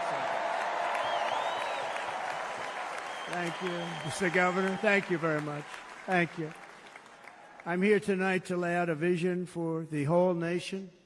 To every citizen, whether you're a young or old man or woman, Democrat, Republican, or independent, black or white, Asian or Hispanic, I extend to you a hand of loyalty and of friendship. Together we will lead America to new heights of greatness like the world has never seen before. We were right there in the first term. We got hit with COVID. We did a great job. Nobody knew what it was, but nobody's ever seen an economy pre-COVID. And then we handed over a stock market that was substantially higher than just prior to COVID. Coming in, did a great job. Never got credit for that. We got credit for the war and defeating ISIS and so many things. The great economy, the biggest tax cuts ever, the biggest regulation cuts ever, the creation of Space Force, the rebuilding of our military. We did so much. We did so much. Right to try. Right to try is a big deal. We got right to try. They were trying to get that for 52 years.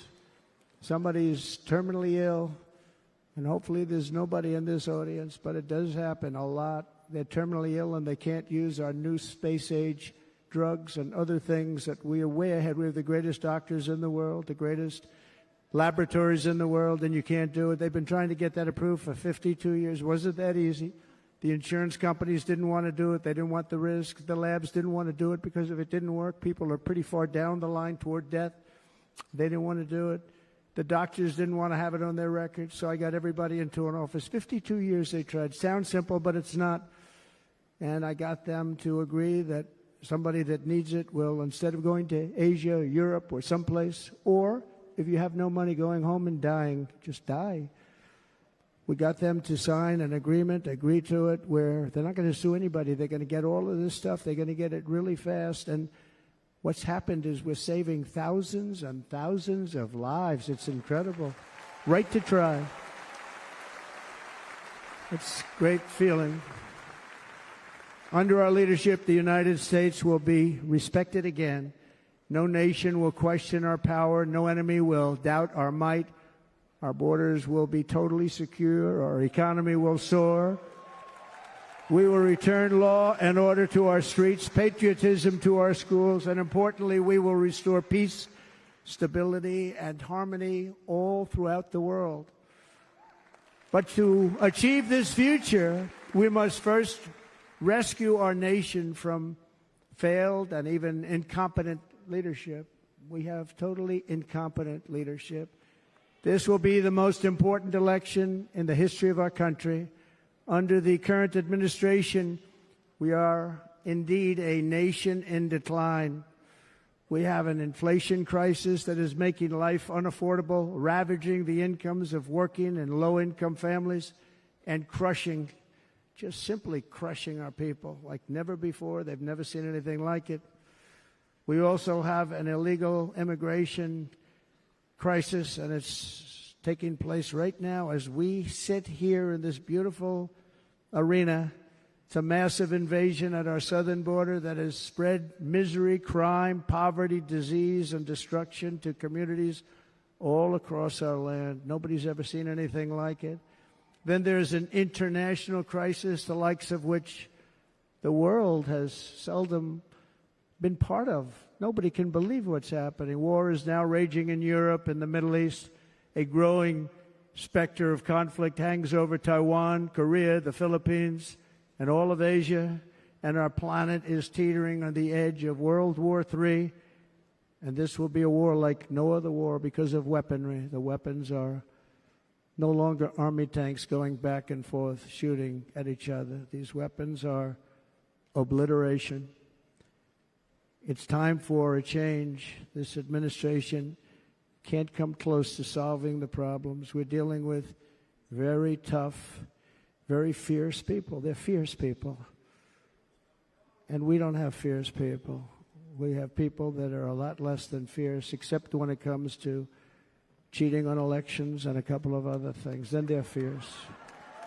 Then they're fierce.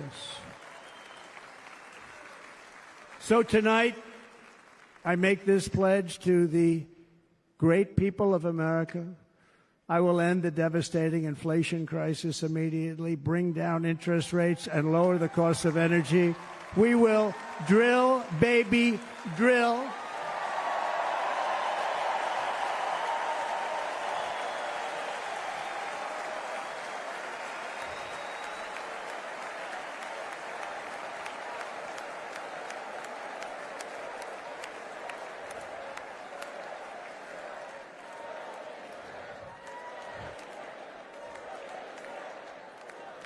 Can you believe what they're doing? But by doing that, we will lead a large-scale decline in prices. Prices will start to come down. Energy raised it. They took our energy policies and destroyed them. Then they immediately went back to them, but by that time, so much was lost. But we will do it at levels that nobody's ever seen before. And we'll end lots of different things. We'll start paying off debt and start lowering taxes even further. We gave you the largest tax cut.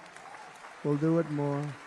You know, people don't realize I brought taxes way down, way down, and yet we took in more revenues the following year than we did when the tax rate was much higher. Most people said, how did you do that? Because it was incentive. Everybody was coming to the country. They were bringing back billions and billions of dollars into our country. The companies made it impossible to bring it back. The tax rate was too high, and the legal complications were far too great. I changed both of them, and hundreds of billions of dollars by Apple and so many other companies were brought back into our nation, and we had an economy the likes of which no nation had ever seen. China, we were beating them at levels that were incredible. And they know it. They know it. We'll do it again, but we'll do it even better. I will end the illegal immigration crisis by closing our border and finishing the wall, most of which I've already built.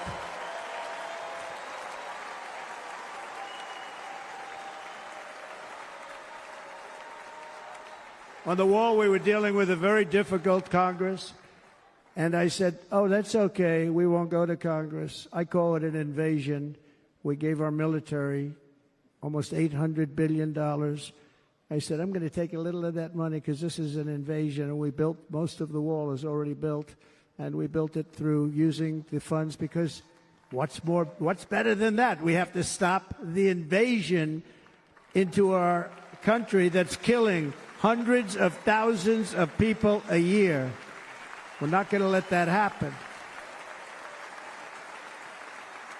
I will end every single international crisis that the current administration has created, including the horrible war with Russia and Ukraine, which would have never happened if I was president, and the war caused by the attack on Israel, which would have never happened if I was president. Iran was broke. Iran had no money. Now Iran has $250 billion. They made it all over the last 2.5 years. They were broke. I watched the other day on a show called Deface the Nation. Has anyone seen it? And they had a congressman who was a Democrat say, well, whether you like him or not, Iran was broke dealing with Trump. I told China and other countries, if you buy from Iran, we will not let you do any business in this country, and we will put tariffs on every product you do send in of 100% or more. And they said to me, well, I think that's about it. They weren't going to buy any oil. And they were ready to make a deal. Iran was going to make a deal with us. And then we had that horrible, horrible result that we'll never let happen again. The election result, we're never going to let that happen again. They used COVID to cheat. We're never going to let it happen again. And they took off all the sanctions, and they did everything possible for Iran. And now Iran is very close to having a nuclear weapon, which would have never happened. This is a shame what this administration, the damage that this administration has done. And I say it often. If you took the 10 worst presidents in the history of the United States, think of it, the 10 worst, added them up, they will not have done the damage that Biden has done. I'm only going to use the term once. Biden. I'm not going to use the name anymore, just one time. The damage that he's done to this country is unthinkable. It's unthinkable. Together we will restore vision, strength, competence, and we're going to have a thing called common sense making most of our decisions, actually. It's all common sense. Just a few short years ago, under my presidency, we had the most secure border and best economy in the history of our country, in the history of the world. We had the greatest economy in the history of the world.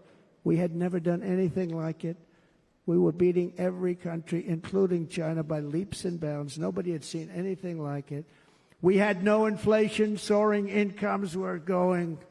Nobody can believe it. You can't believe what happened 4 years ago is happening now in reverse. And the world was at peace. Inflation has been a killer for our country. No matter what you make it, it doesn't matter because inflation is eating you alive. People that were putting away money, they were making great wages, the highest they've ever made, but they were putting away a lot of money. Now they are just being destroyed. They're not putting away anything. They're barely living. They're going into savings accounts.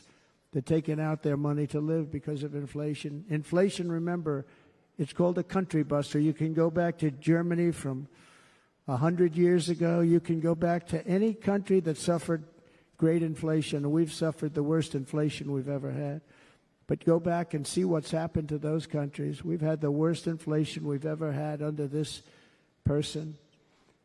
But in less than 4 years, our opponents have turned incredible success into unparalleled tragedy and failure. It's been a tremendous failure.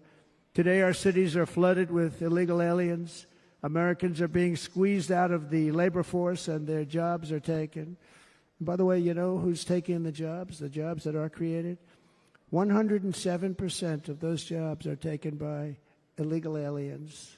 And you know who's being hurt the most by millions of people pouring into our country? The black population and the Hispanic population, because they're taking the jobs from our black population, our Hispanic population, and they're also taking them from unions. The unions are suffering because of it. Thank you. Thank you. I like you too. Thank you very much.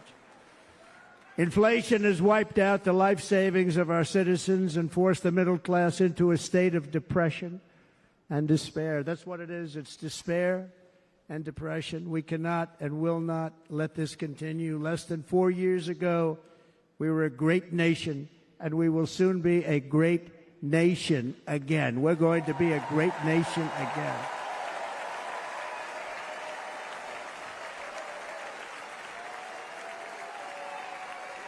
Thank you. With proper leadership, every disaster we are now enduring will be fixed, and it will be fixed very, very quickly. So tonight, whether you've supported me in the past or not, I hope you will support me in the future, because I will bring back the American dream. That's what we're going to do. You don't even hear about the American dream anymore. With great humility, I am asking you to be excited about the future of our country. Be excited. Be excited.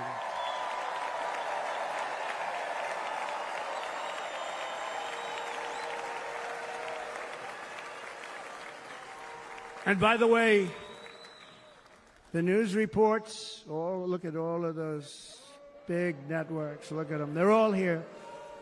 But every one of them has said this could be the most organized, best run, and most enthusiastic convention of either party that they've ever seen. Every single one.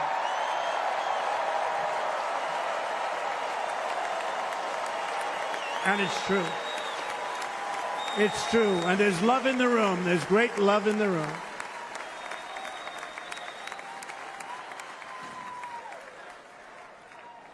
So I better finish strong. Otherwise, we'll blow it. And we can't let that happen.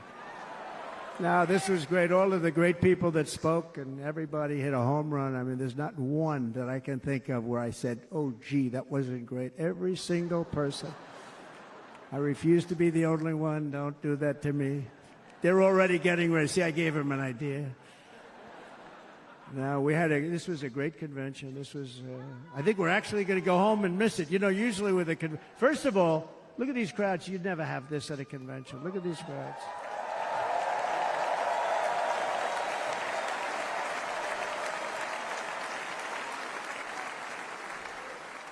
Love. It's about love. This week, the entire Republican Party has formally adopted an agenda for America's renewal, and you saw that agenda.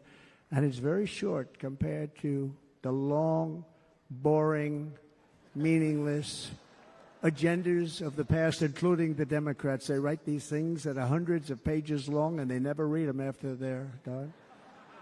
In their case, fortunately, they don't read them because they're pretty bad. It's a series of bold promises that we will swiftly implement when you give us a Republican House. And, Mr. Speaker, thank you very much. We have our great Speaker of the House with us tonight. Mr. Speaker, thank you very much. Thank you.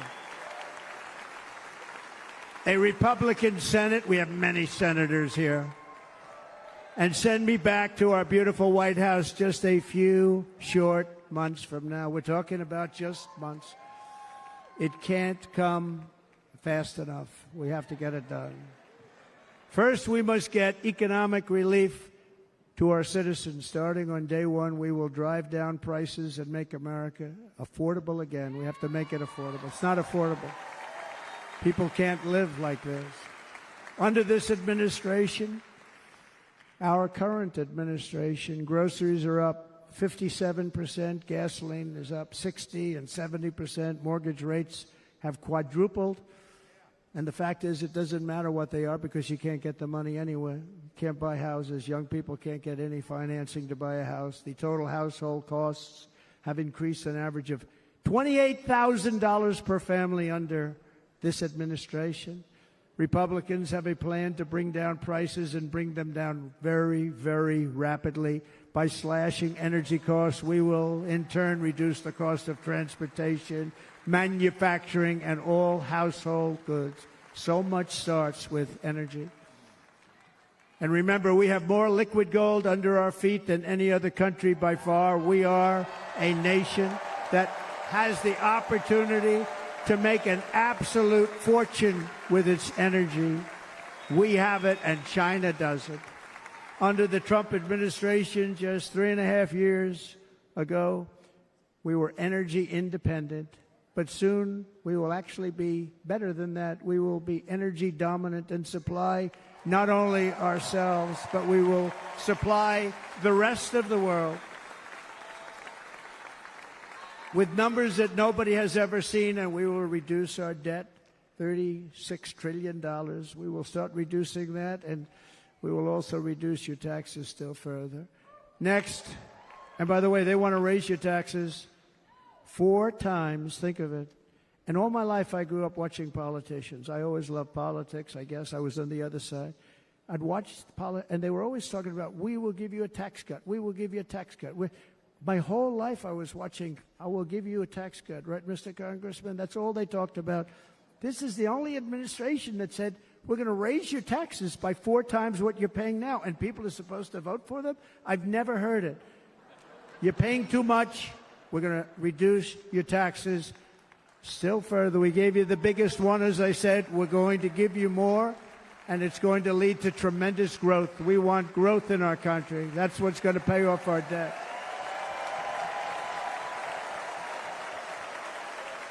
And next, we will end the ridiculous and actually incredible waste of taxpayer dollars that is fueling the inflation crisis. They spent trillions of dollars on things having to do with the Green New Scam. It's a scam. And that's caused tremendous inflationary pressures in addition to the cost of energy.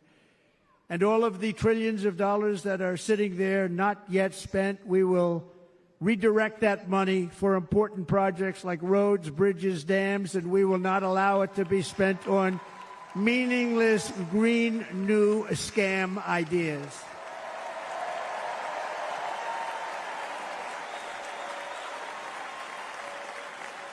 And I will end the electric vehicle mandate on day 1.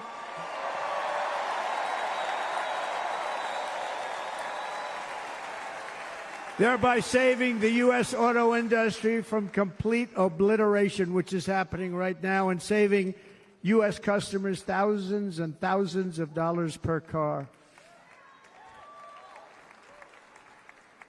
And right now, as we speak, large factories just started are being built across the border in Mexico. So with all the other things happening on our border, and they're being built by China to make cars and to sell them into our country, no tax, no anything. The United Auto Workers ought to be ashamed for allowing this to happen. And the leader of the United Auto Workers should be fired immediately. And every single auto worker, union and non-union, should be voting for Donald Trump, because we're going to bring back car manufacturing, and we're going to bring it back fast.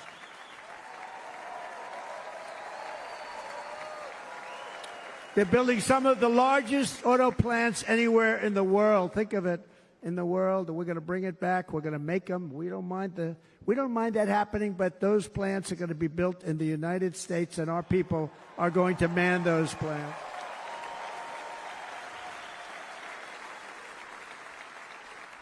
And if they don't agree with us, we'll put a tariff of approximately 100 to 200% on each car, and they will be unsellable in the United States. We have long been taken advantage of by other countries. And think of it, oftentimes these other countries are considered so-called allies. They've taken advantage of us for years. We lose jobs, we lose revenue, and they gain everything and wipe out our businesses, wipe out our people. I stopped it for 4 years. I stopped it, and we're really ready to make changes like nobody had seen before. And remember, USMCA, I got rid of NAFTA, the worst trade deal ever made, and replaced it with USMCA, which is, they say, the best trade deal ever made. Actually, probably the best trade deal was the deal I made with China, where they buy $50 billion worth of our product. They were buying nothing. They buy $50 billion worth. They had to. But I don't even talk about it because of COVID. I don't even mention it, frankly, because of what happened with the China virus.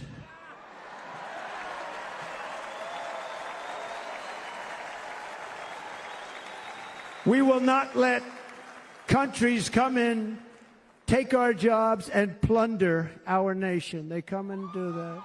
They plunder our nation. The way they will sell their product in America is to build it in America. Very simple. Build it in America and only in America.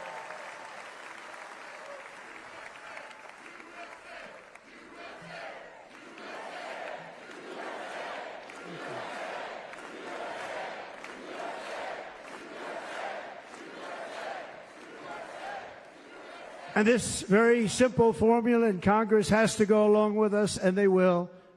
This very simple formula will create massive numbers of jobs. We will take over the auto industry again, and many, many hundreds of thousands of jobs. We lost so many jobs over the years.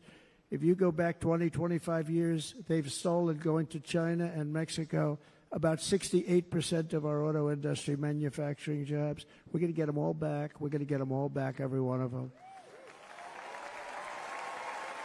At the center of our plan for economic relief are massive tax cuts for workers that include something else that's turned out to be very popular, actually. Here it's very popular in this building and all those hotels that I saw that are so nice. I'm staying in a nice one. It's called no tax on tips. No tax on tips. No tax on tips.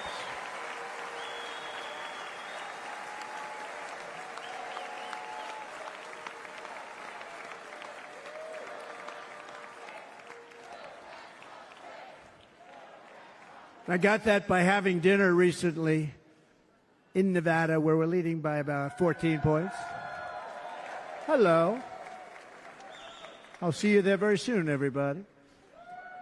And we're having dinner at a beautiful restaurant in the Trump building on the Strip, and it's a great building, and the waitress comes over. How's everything going? A really nice person. How's everything? Oh, sir, it's so tough.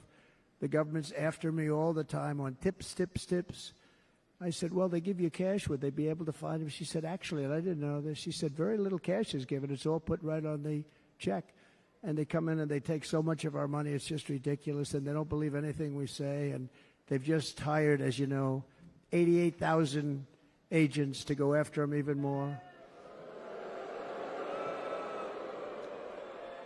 And I said, this shows the level of my, most people go out, they hire consultants, they pay millions of dollars. But I said to her, let me just ask you a question. Would you be happy if you had no tax on tips? She said, what a great idea. I got my information from a very smart waitress. That's better than spending millions of dollars.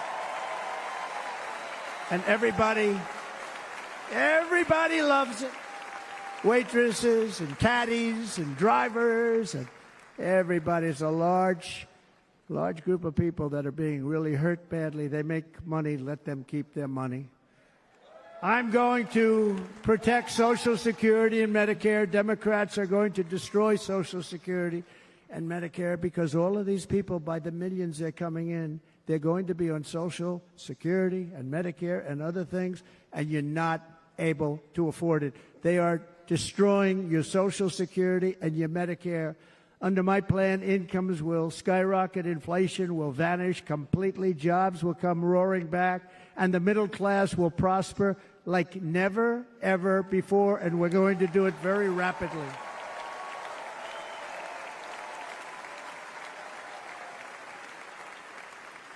But no hope or dream we have for America can succeed unless we stop the illegal immigrant invasion, the worst that's ever been seen anywhere in the world. There's never been an invasion like this anywhere. Third world countries would fight with sticks and stones not to let this happen. The invasion at our southern border, we will stop it, and we will stop it quickly. You heard Tom Homan yesterday. Tom Homan, put him in charge and just sit back and watch. Brandon Judd, the Border Patrol, he's incredible. These guys, they really, their job is a lot easier if they don't have to do anything, but they want to. They're patriots. Brandon Judd, Border Patrol, ICE. ICE goes out. You have to see what ICE does with MS-13. You have these are probably the worst gang, and ICE goes in there. And I know a lot of people in these rows here, and they're very tough people, but they don't want to do this job. They'll go into a pack of MS-13 killers. They're the worst, probably the worst gangs in the world. We have thousands of them. I moved thousands and thousands out in my 4 years. We moved them out, and it was a pleasure. But ICE would go right into a pack of these killers, and you see fists flying, you see everything flying, and then they take them. They put them in a paddy wagon. They take them back, and they get them out of our country. And the other countries weren't accepting them back, and I called up, and I said, tell them that we're not giving them economic aid anymore. And the next day, I got calls from all of these countries that were terminated. Billions of dollars we spend on economic aid to countries that does us, frankly, no good. And the next day I was called by everybody. I couldn't take all the calls. Sir, what's the problem? I said, you won't take your killers back that you sent in caravans into America. You won't take them back. Well, sir, if you'd like us to, we would give very serious consideration to doing that. And within 24 hours, they were being taken back. For years and years, when I first came in, they said President Obama tried to get him to go back, and they wouldn't accept him. They'd put planes on the runway so you couldn't leave the plane. They'd close the road so you couldn't take the buses. They'd all have to turn back. As soon as I said no more economic aid of any kind to any country that does that, they called back and they said, sir, it would be our great honor to take MS-13. We love them very much. We love them very much, sir. We'll take them back. At the heart of the Republican platform is our pledge to end this border nightmare and fully restore the sacred and sovereign borders of the United States of America, and we're going to do that on day one.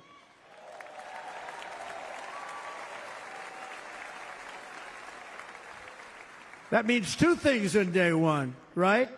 Drill, baby, drill, and close our borders.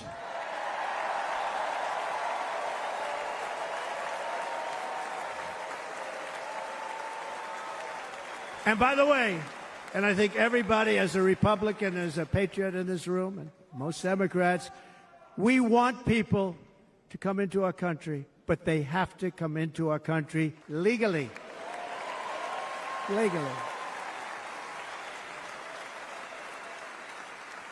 Less than 4 years ago, I handed this administration the strongest border in American history. But you can see on the chart that saved my life, that was the chart that saved my life. I said, look it, I'm so proud of it. I think it's one of the greatest. It was done by the Border Patrol, one of the greatest charts I've ever seen. It showed everything just like that. You know the chart. Oh, there it is. That's pretty good. Wow. Last time I put up that chart, I never really got to look at it. But without that chart, I would not be here today.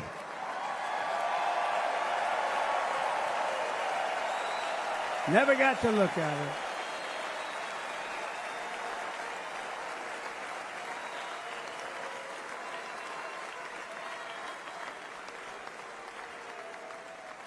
I said, you got to see this chart. I was so proud of it, and by the time I got to there, I never got to see it that day. But I'm seeing it now, and I was very proud. If you look at the arrow on the bottom, that's the lowest level, the one on the bottom, heavy red arrow. That's the lowest level of illegal immigrants ever to come into our country in recorded history, right there. Right there. And that was my last week in office. And then you see what happened after I left. Look at the rest. And if you go out a little bit further, it's getting to be a little bit old, but I love it anyway, right? But you can go much higher with those numbers. Look what happened right after that. The invasion began. We had the opposite. We stopped the invasion. But the invasion that we stopped was peanuts by comparison to what happened after I left. Look at what happened after I left. They took over our country. We ended all catch and release. We shut down asylum fraud. We stopped human trafficking and forged historic agreements to keep illegal aliens on foreign soil. We want them to stay on their soil. Under the Trump administration, if you came in illegally, you were apprehended immediately and you were deported. You went right back. The current administration terminated every single one of those great Trump policies that I put in place to seal the border. I wanted a sealed border. Again, come in, but come in legally. You know how unfair it is? So many people, hundreds of thousands of people, have been working for years to come into our country. And now they see these people pour into our country at levels that are unprecedented. It's so unfair. And we're not going to do it. We're not going to stand for it. They suspended wall construction, ended remain in Mexico. We had a policy, remain in Mexico. You think that was easy to get from the Mexican government? But I said, you must give it to us. If you don't give it to us, there will be repercussions. And they gave it to us. But not easy. Canceled our Safe Third agreements. demolished Title 42, implemented nationwide catch and release. That's catch and release, where we catch them and release them into our country. We catch them and release them into Mexico. There's a slight difference.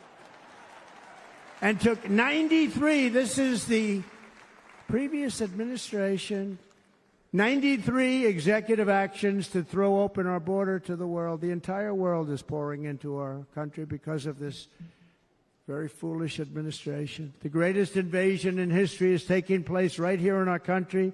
They are coming in from every corner of the earth, not just from South America, but from Africa, Asia, the Middle East. They're coming from everywhere. They're coming at levels that we've never seen before. It is an invasion indeed, and this administration does absolutely nothing to stop them.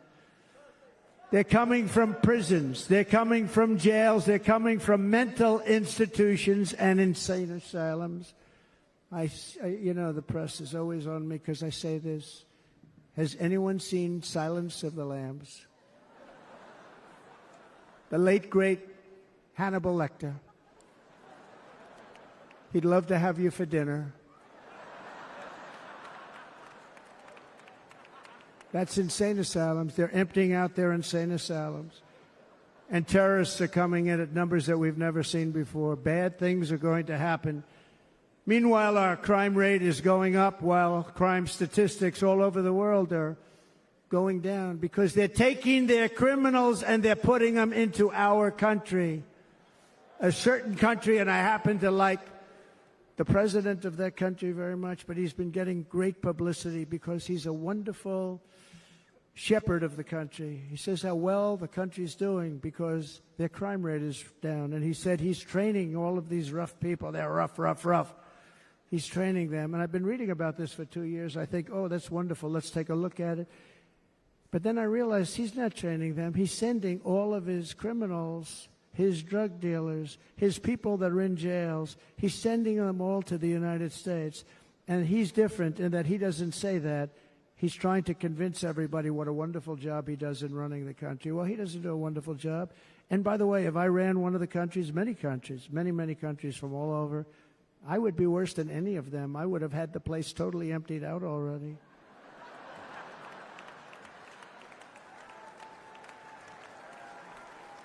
But we become a dumping ground for the rest of the world, which is laughing at us. They think we're stupid. And they can't believe that they're getting away with what they're getting away with, but they're not going to be getting away with it for long. That's what I can tell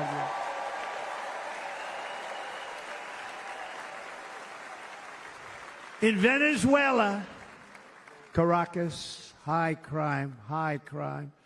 Caracas, Venezuela. Really a dangerous place, but not anymore.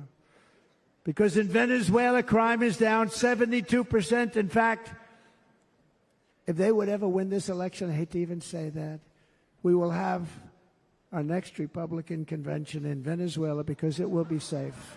Our cities will be so unsafe, we will not be able to have it there. In El Salvador, murders are down by 70%. Why are they down? Now, he would have you convinced that because he's trained murderers to be wonderful people. No. They're down because they're sending their murderers to the United States of America. This is going to be very bad. And bad things are going to happen, and you're seeing it happen all the time. That's why, to keep our families safe, the Republican platform promises to launch the largest deportation operation in the history of our country. Even larger than that of President Dwight D. Eisenhower from many years ago. You know, he was a moderate, but he believed very strongly in borders. He had the largest deportation operation we've ever had. Just recently, I spoke to the grieving mother of Jocelyn Nungary, a wonderful woman, a precious 12-year-old girl from Houston who last month was tied up, assaulted, and strangled to death after walking to the convenience store just a block away from her house. Her body was dumped near the side of the road in a shallow creek, found by some onlookers who couldn't believe what they had witnessed. charged with Jocelyn's heinous murder, are 2 illegal aliens from Venezuela who came across our border, were in custody, and were then released into the country by this horrible, horrible administration that we have right now. I also met recently with the heartbroken mother and sister of Rachel Morin. Rachel was a 37-year-old mom of 5 beautiful children who was brutally raped and murdered while out on a run. She wanted to keep herself in good shape. It was very important to her. She was murdered. The monster responsible first killed another woman in El Salvador before he was led into America by the White House. This White House let them in. He then attacked a 9-year-old girl and her mother in a home invasion in Los Angeles before murdering Rachel in Maryland. Traveled all throughout the country, doing tremendous damage. Rachel's mother will never be the same. I spent time with her. She will never be the same. I've also met with the wonderful family of Laken Riley, the brilliant 22-year-old nursing student. She was so proud of being first in her class, who was out for a jog on the campus of the University of Georgia when she was assaulted, beaten, and horrifically killed. Yet another American life was stolen by a criminal alien set free by this administration. And these were incredible people we're talking about. These were incredible people who died. Tonight, America, this is my vow. I will not let these killers and criminals into our country.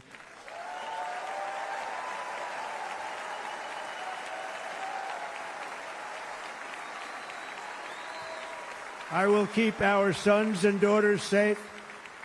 As we bring security to our streets, we will help bring stability to the world. I was the first president in modern times to start no new wars. You know, we were the toughest. We were the most respected. And you saw this. Hungry, strong country run by a very powerful, tough leader. He's a tough guy. Press doesn't like him because he's tough. And he came out recently. They were asking him at an interview, the whole world is exploding. What's happening? What's going on? Viktor Orban, the Prime Minister of Hungary, very tough man. He said, I don't want people coming into my country and blowing up our shopping centers and killing people. But they said to him, tell us what's going wrong, what's happening, what is it? He said, there's only one way you're going to solve it. You got to bring President Trump back to the United States because he kept everybody at bay. He used a word I wouldn't use because I can't use that word. Because you'd say it was braggadocious. The press would say he was a braggart. I'm not a braggart. But Viktor Orban said it. He said Russia was afraid of him. China was afraid of him. Everybody was afraid of him. Nothing was going to happen. The whole world was at peace. And now the world is blowing up around us. All of these things that you read about were not going to happen. Under President Bush, Russia invaded Georgia. Under President Obama, Russia took Crimea. Under the current administration, Russia is after all of Ukraine. Under President Trump, Russia took nothing.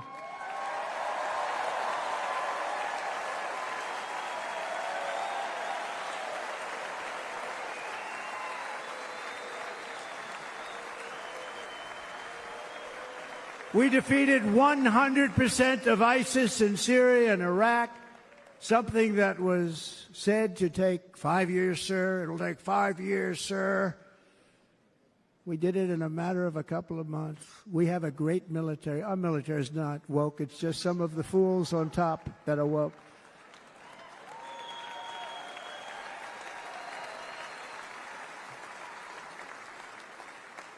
I got along very well. North Korea, Kim Jong-un, I got along very well with him. The press hated when I said that. How could you get along with him? Well, you know, it's nice to get along with somebody who has a lot of nuclear weapons or otherwise, isn't it? See, in the old days, they'd say, that's a wonderful thing. Now they say, how can you possibly do that? But no, I got along with them, and we stopped the missile launches from North Korea. Now North Korea is acting up again, but When we get back, I get along with him. He'd like to see me back, too. I think he misses me, if you want to know the truth. Our opponents inherited a world at peace and turned it into a planet of war. We're in a planet of war. Look at that attack on Israel. Look at what's happening with Ukraine. The cities are just bombed out. How can people live like that where buildings, massive buildings, are falling to the ground? It began to unravel with the disastrous withdrawal from Afghanistan, the worst humiliation in the history of our country. We have never had a humiliation like that. 13 heroic U.S. service members were tragically and needlessly killed. 45 others were horrifically wounded. Nobody ever talks about them. No arms, no legs, face explosions, horrifically wounded.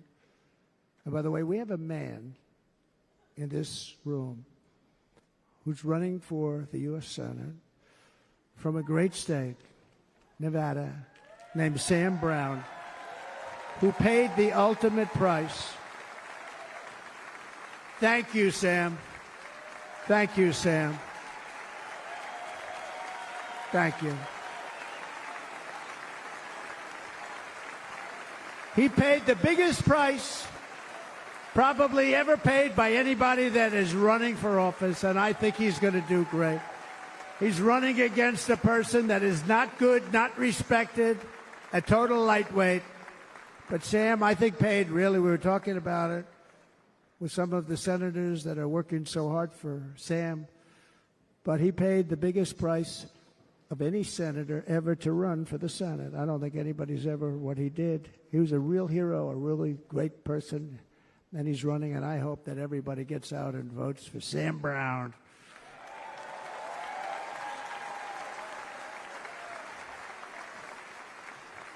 And we also left behind $85 billion worth of military equipment, along with many American citizens were left behind. Many, many American citizens, emboldened by that disaster. Russia invaded Ukraine. They saw this group of people that were incompetent. We took the soldiers out first. No, we're going to take the soldiers out second. If they would have followed my plan, we had a great plan. But the plan only kicked in if they did everything perfectly. And they weren't doing things perfectly, so we said it doesn't kick in. 18 months in Afghanistan, we didn't have one, so they were killing them left and right, snipers. And I spoke to the head of the Taliban. You've heard this story. Abdul, still there, still the head of the Taliban. The press got on me. Why would you speak to him? I said, because that's where the killing is. I don't have to speak to somebody that has nothing to do with it. And I told him, don't ever do that. Don't ever do that again. Don't ever, ever do that again. You've got to stop. Because during the Obama administration, many great people and soldiers, but a lot of soldiers were being killed from long distance. I said, if you keep doing that, you're going to be hit harder than anybody's ever been hit by a country before.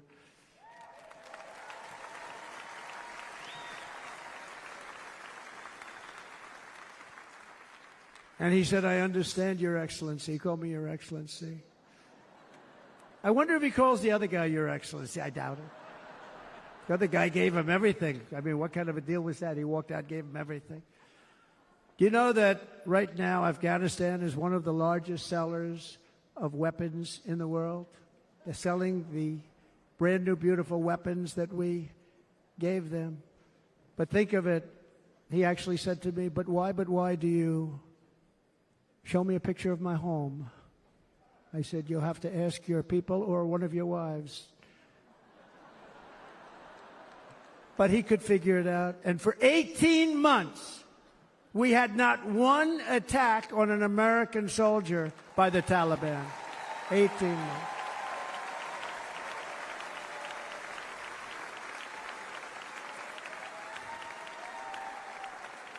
And then we had that horrible day where soldiers were killed. I was not there because of a ridiculous election. But we had that horrible attack.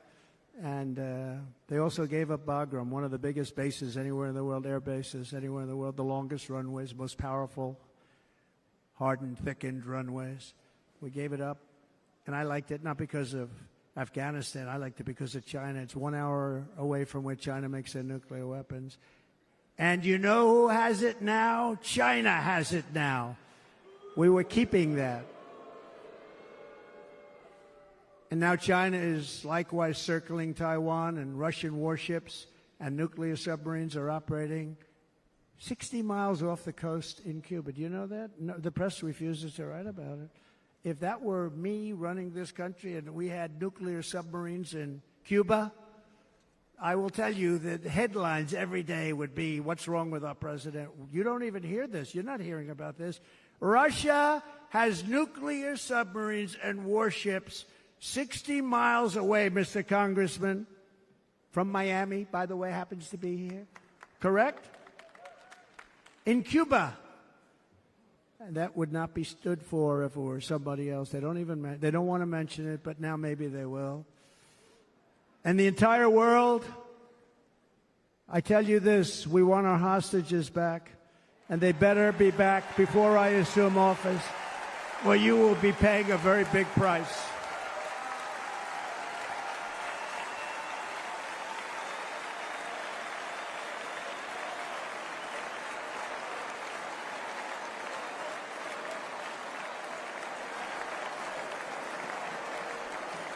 With our victory in November, the years of war, weakness, and chaos will be over. I don't have wars. I had no wars other than ISIS, which I defeated, but that was a war that was started. We had no wars. I could stop wars with a telephone call.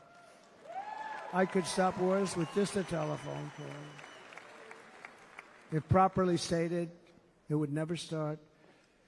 We will replenish our military and build an Iron Dome missile defense system to ensure that no enemy can strike our homeland.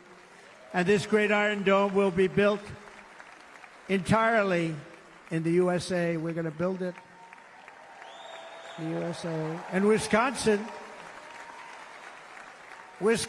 just like I gave you that massive ship contract, and you're doing a very nice job, Governor, right? Thank you, Governor. And they're doing a great job. In fact, I had a little design change, and we gave them a tremendous for essentially what we used to call destroyers. These are now the most beautiful. They look like yachts. I said, we have to take the bow, and we have to make it a little nicer and a little point at the top instead of a flat nose. And the people at the shipyard said, this guy sort of knows what he's doing. We have the most beautiful ships, right, Governor? And everybody's sitting over there. And it was a big contract that everybody wanted. I gave it to Wisconsin, but we're going to have a lot of that built right here in the state of Wisconsin and all other states. Israel has an Iron Dome. They have a missile defense system. 342 missiles were shot into Israel, and only one got through a little bit. It was badly wounded. It fell to the ground, but most of them are. And Ronald Reagan wanted this many years ago, but we really didn't have the technology many years ago. Remember, they called it Starship, spaceship, anything to mock him. But he was a very good president, very, very good. But now we have unbelievable technology. And why should other countries have this and we don't? No, we're going to build an Iron Dome over our country, and we're going to be sure that nothing can come and harm our people. And again, from an economic development standpoint, we're going to make it all right here. No more sending it out to other countries in order to help. It's America first. America first. We will unleash the power of American innovation. And as we do, we will soon be on the verge of finding the cures to cancer, Alzheimer's disease, and many other diseases. We're going to get to the bottom of it. You remember this gentleman that I don't want to mention other than one time I had to, because when you say the 10 worst, I had to do it. I didn't want anybody to be confused. But this man said, we're going to find a cure to cancer. Nothing happened. We're going to get to the cure for cancer and Alzheimer's and so many other things. We're so close to doing something great. But we need a leader that will let it be done. We will not have men playing in women's sports. That will end immediately.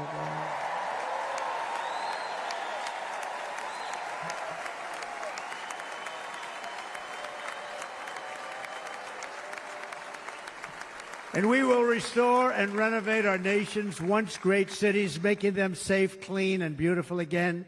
And that includes our nation's capital, which is a horrible killing field. So many things. They leave from Wisconsin. They go to look at the Washington Monument. They end up getting stabbed, killed, or shot. We will be very soon very proud of our capital, again, Washington, D.C.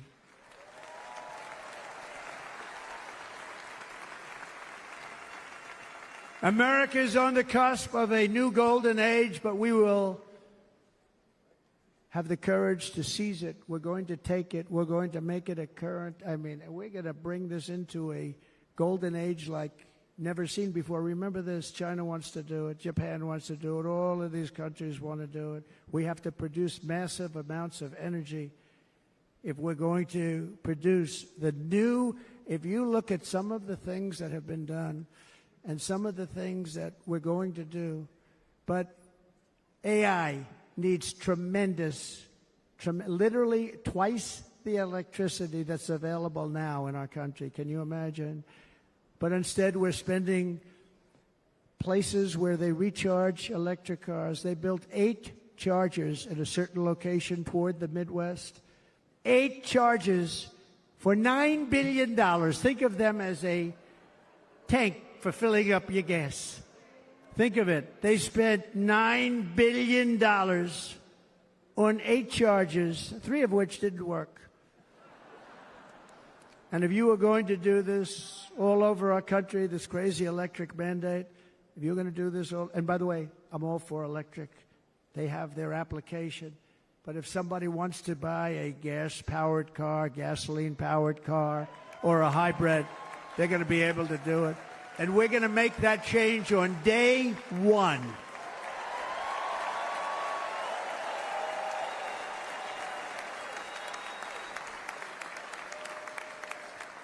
So to conclude, just a few short days ago, my journey with you nearly ended. We know that. And yet, here we are tonight, all gathered together, talking about the future, promise, and a total renewal of a thing we love very much. It's called America. We live in a world of miracles. None of us knows God's plan or where life's adventure will take us. I want to thank Franklin Graham for being here tonight. He's an outstanding man. He wrote me a note recently. I have a lot of respect for him.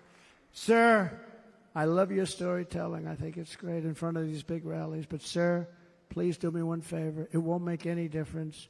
Please don't use any foul language. I was a little embarrassed. I said... He said, it won't make any difference. Actually, it does. The story's not quite as good, but I've been very good.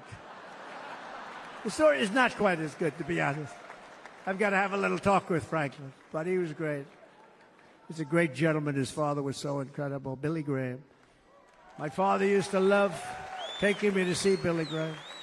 My father would take me to see Billy Graham at Yankee Stadium. He had the biggest rallies you've ever seen. He was a good rally guy, too. But he'd get up, and he was a fantastic guy. My father loved Billy Graham. But I love Franklin Graham. I think Franklin's been fantastic, and I'm working so hard to adhere to his note to me. I'm working hard on it, Franklin. But if the events of last Saturday make anything clear, it is that every single moment we have on earth is a gift from God.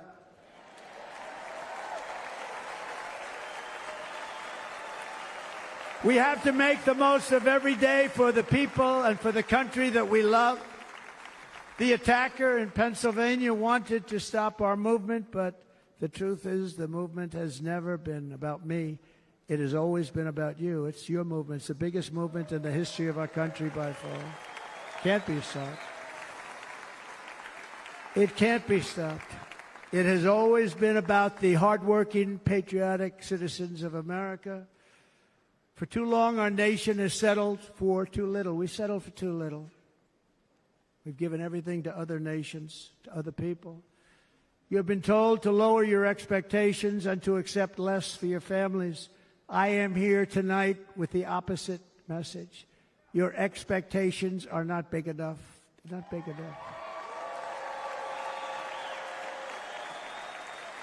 It is time to start expecting and demanding the best leadership in the world, leadership that is bold, dynamic, relentless, and fearless. We can do that. We are Americans. Ambition is our heritage. Greatness is our birthright. But as long as our energies are spent fighting each other, our destiny will remain out of reach, and that's not acceptable. We must instead take that energy and use it to realize our country's true potential and write our own thrilling chapter of the American story. We can do it together. We will unite. We are going to come together, and success will bring us together.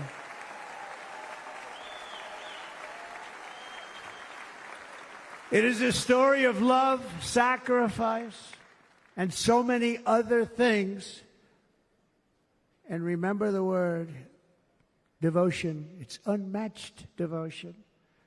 Our American ancestors crossed the Delaware, survived the icy winter at Valley Forge, and defeated a mighty empire to establish our cherished republic. They fought so hard, they lost so many. They pushed thousands and thousands of miles across a dangerous frontier, taming the wilderness to build a life and a magnificent home for their family. They packed their families into covered wagons, trekked across hazardous trails, scaled towering mountains, and braved rivers and rapids to stake their claim on the wide-open, new, and very beautiful frontier. When our way of life was threatened, American patriots marched onto the battlefield, raced into enemy strongholds, and stared down death and stared down those enemies to keep alive the flame of freedom. At Yorktown, Gettysburg, and Midway, they joined the roll call of immortal heroes. So many heroes, so many great, great people. And we have to cherish those people. We can't forget those people. We have to cherish those people.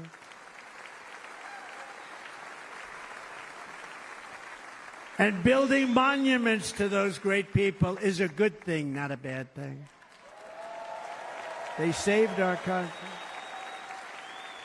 No challenge was too much. No hardship was too great. No enemy was too fierce. Together, these patriots soldiered on and endured, and they prevailed because they had faith in each other, faith in their country, and above all, they had faith in their God.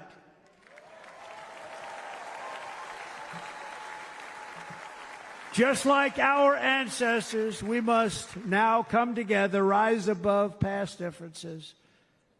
Any disagreements have to be put aside and go forward, united as one people, one nation, pledging allegiance to one great, beautiful, I think it's so beautiful, American flag. Tonight I ask for your partnership, for your support, and I am humbly asking for your vote. I want your vote. It's going to make our country great again. Every day I will strive to honor the trust you have placed in me, and I will never, ever let you down. I promise that. I will never let you down. To all of the forgotten men and women who have been neglected, abandoned, and left behind, you will be forgotten no longer. We will press forward, and together we will win, win, win.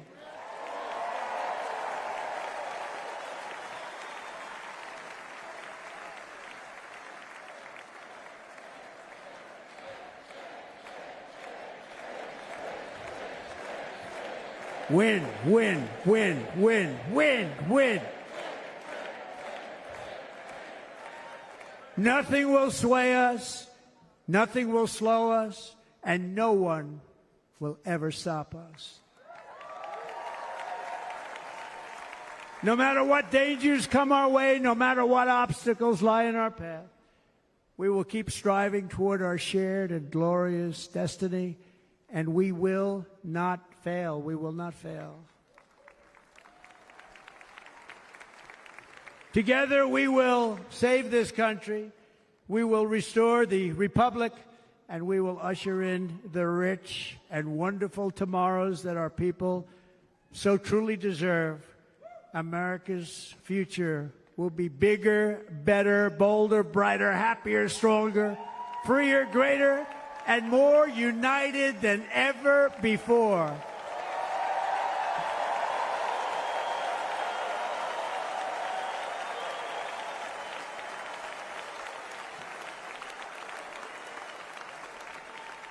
And quite simply put, we will very quickly make America great again.